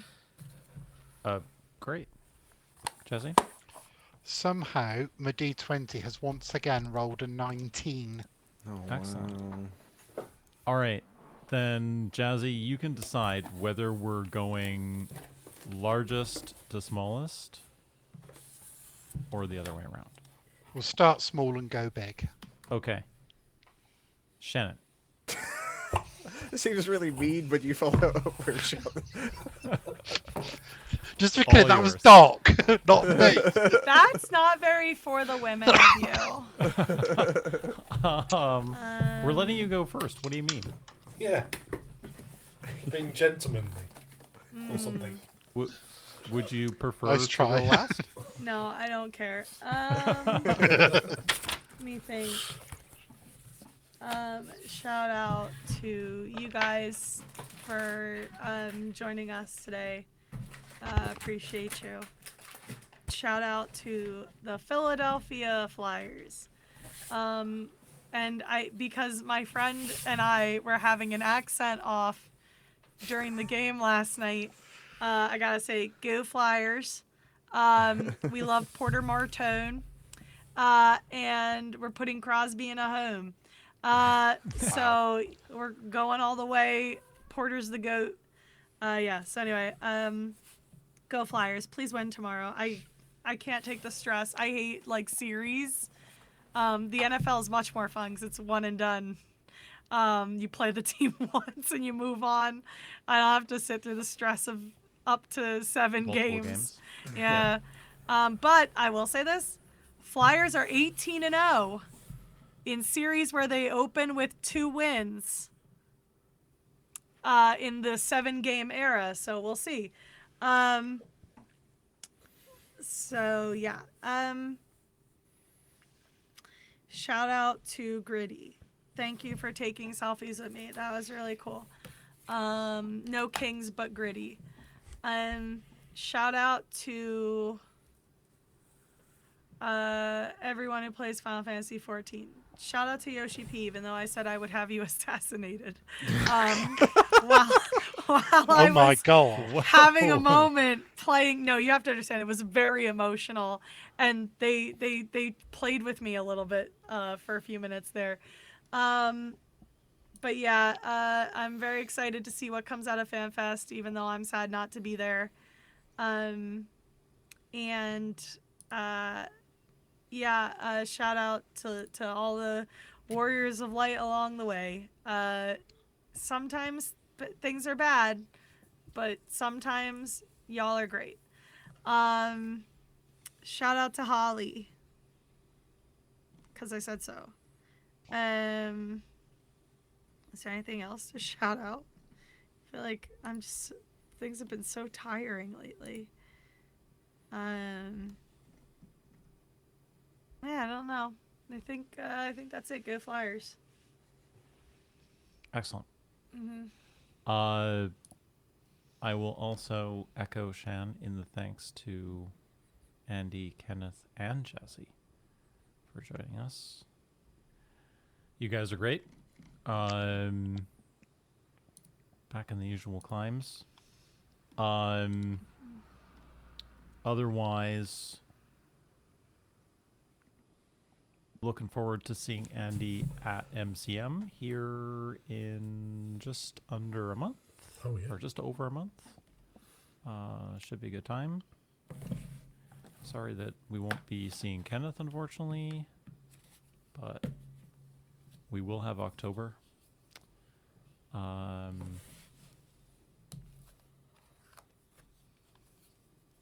And I think that's it. Yeah. Kenneth. Hello. I just like saying that. It's just like just being polite. It's like, hello. I feel I have to wave back when you say Thank you, Shannon Doc, as always, for keeping this show running. It makes it sound like it's about to get cancelled by network, but but I know it's but I know it's it's a time out of your lives all the time, and I know like you were traveling, Doc, so you had to like do it away from home for a little bit. But thanks for always keeping this going. I always enjoy it, even when I'm not on the podcast. As egotistical as I am, even the ones where I'm not on the podcast, I enjoy watching them. You're so brave. It's just for the Kenneths. But yeah, Why would you say something so controversial and yet so brave? Thanks, Andy and Jazzy, as well, for being here with me as well. It's been a pleasure to have both of you with me. I thought you were going to say a threesome. I intentionally didn't say that. It's too late now. It did Sorry, make it Linda. sound like we're your carers. Yeah. Well, which might be more true. Yeah. It's funny because it's true. And yeah, just shout out to the gaming community. As quite a few speeches mentioned at the BAFTAs, it's not the best times out there at the minute. But you know, we just need to keep supporting unique games and keep supporting game industry and like the smaller devs as well as the bigger devs. And hopefully we get many more awesome games to come out. And yeah, looking forward to Emberville. It should be good. Fingers crossed. Sweet. me next. Isn't it? It is, Andy. Yeah, shout out to you guys for having me back on again. This is like 4 times in a row or something now. We're on a winning streak or something. Or you guys are on a losing streak. Never. We just want to see the cats.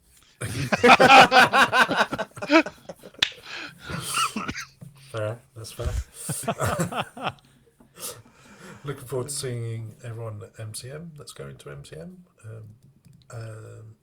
I will DM you about something else, maybe, Doc, that might be a good idea to do, because we're meeting up before the Friday, aren't we? So, That is currently my plan. That plan may be foiled, but that is currently my plan, yes. shout out to Pompey for surviving another season in the Championship, despite getting thrashed 5-1 tonight. But other results went our way, so we're definitely safe from relegation, which is good. Yeah, that's pretty much it. Hot take, Andy. Will What's that? Arsenal win the Premier League? No. Good answer. I agree. Will Spurs get relegated? Probably. Probably. Jazzy. Yes, I think they will get relegated. Oh wait, you mean shout out. First of all, shout out to all of you for joining me on this podcast journey and for putting up with me for 4 hours. Thank you very much. It's been wonderful as always. Can't believe you keep having me back on. It's mad, but thank you all the same. It's been great. Shout out to Natural Six for continuing to feed us chaos and bedlam not just every fortnight, but all the Patreon content in between, and serving Cantrip. Shout out to our lovely community in the Discord who create carnage and chaos as well, but also create wonderful fan art. I keep shouting out Martina. Love the episode content. Loved Enkesh's script work as well recently. I think that's been fantastic as well. And his poems. And his poems. His poems are fantastic to read. Well remembered and very true. Shout out to NASA for getting people around the moon and back safely. Yeah, and shout actually out give to Artemis too. Yeah, just for something good to happen in a world that's kind of gone to swear word. Something actually positive in the news, for a change. Something that might think, we might actually make it after all. Shout out to them for that. Shout out to spring, just general, seasonal bliss. Shout out to what was I going to shout out? When you've got the word and it's just got shout out to having a terrible memory at short notice. And shout out to Els the Witch for doing a great job hosting the BAFTA Game Awards. Oh yes. Thought she was great. Lovely costume changes in there as well. But actually, clearly passionate about gaming, and it showed in the hosting. It was really good. So a big shout out to her, and shout out to anyone watching or listening to this podcast. Thank you. Please comment below and please join us again for another podcast. Like and subscribe. Like and subscribe, yes. I think we're like mid-70s now on the subs.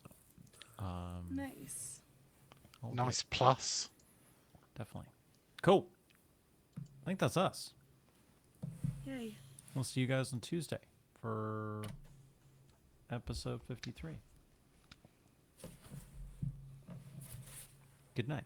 Good night. Bye. Bye.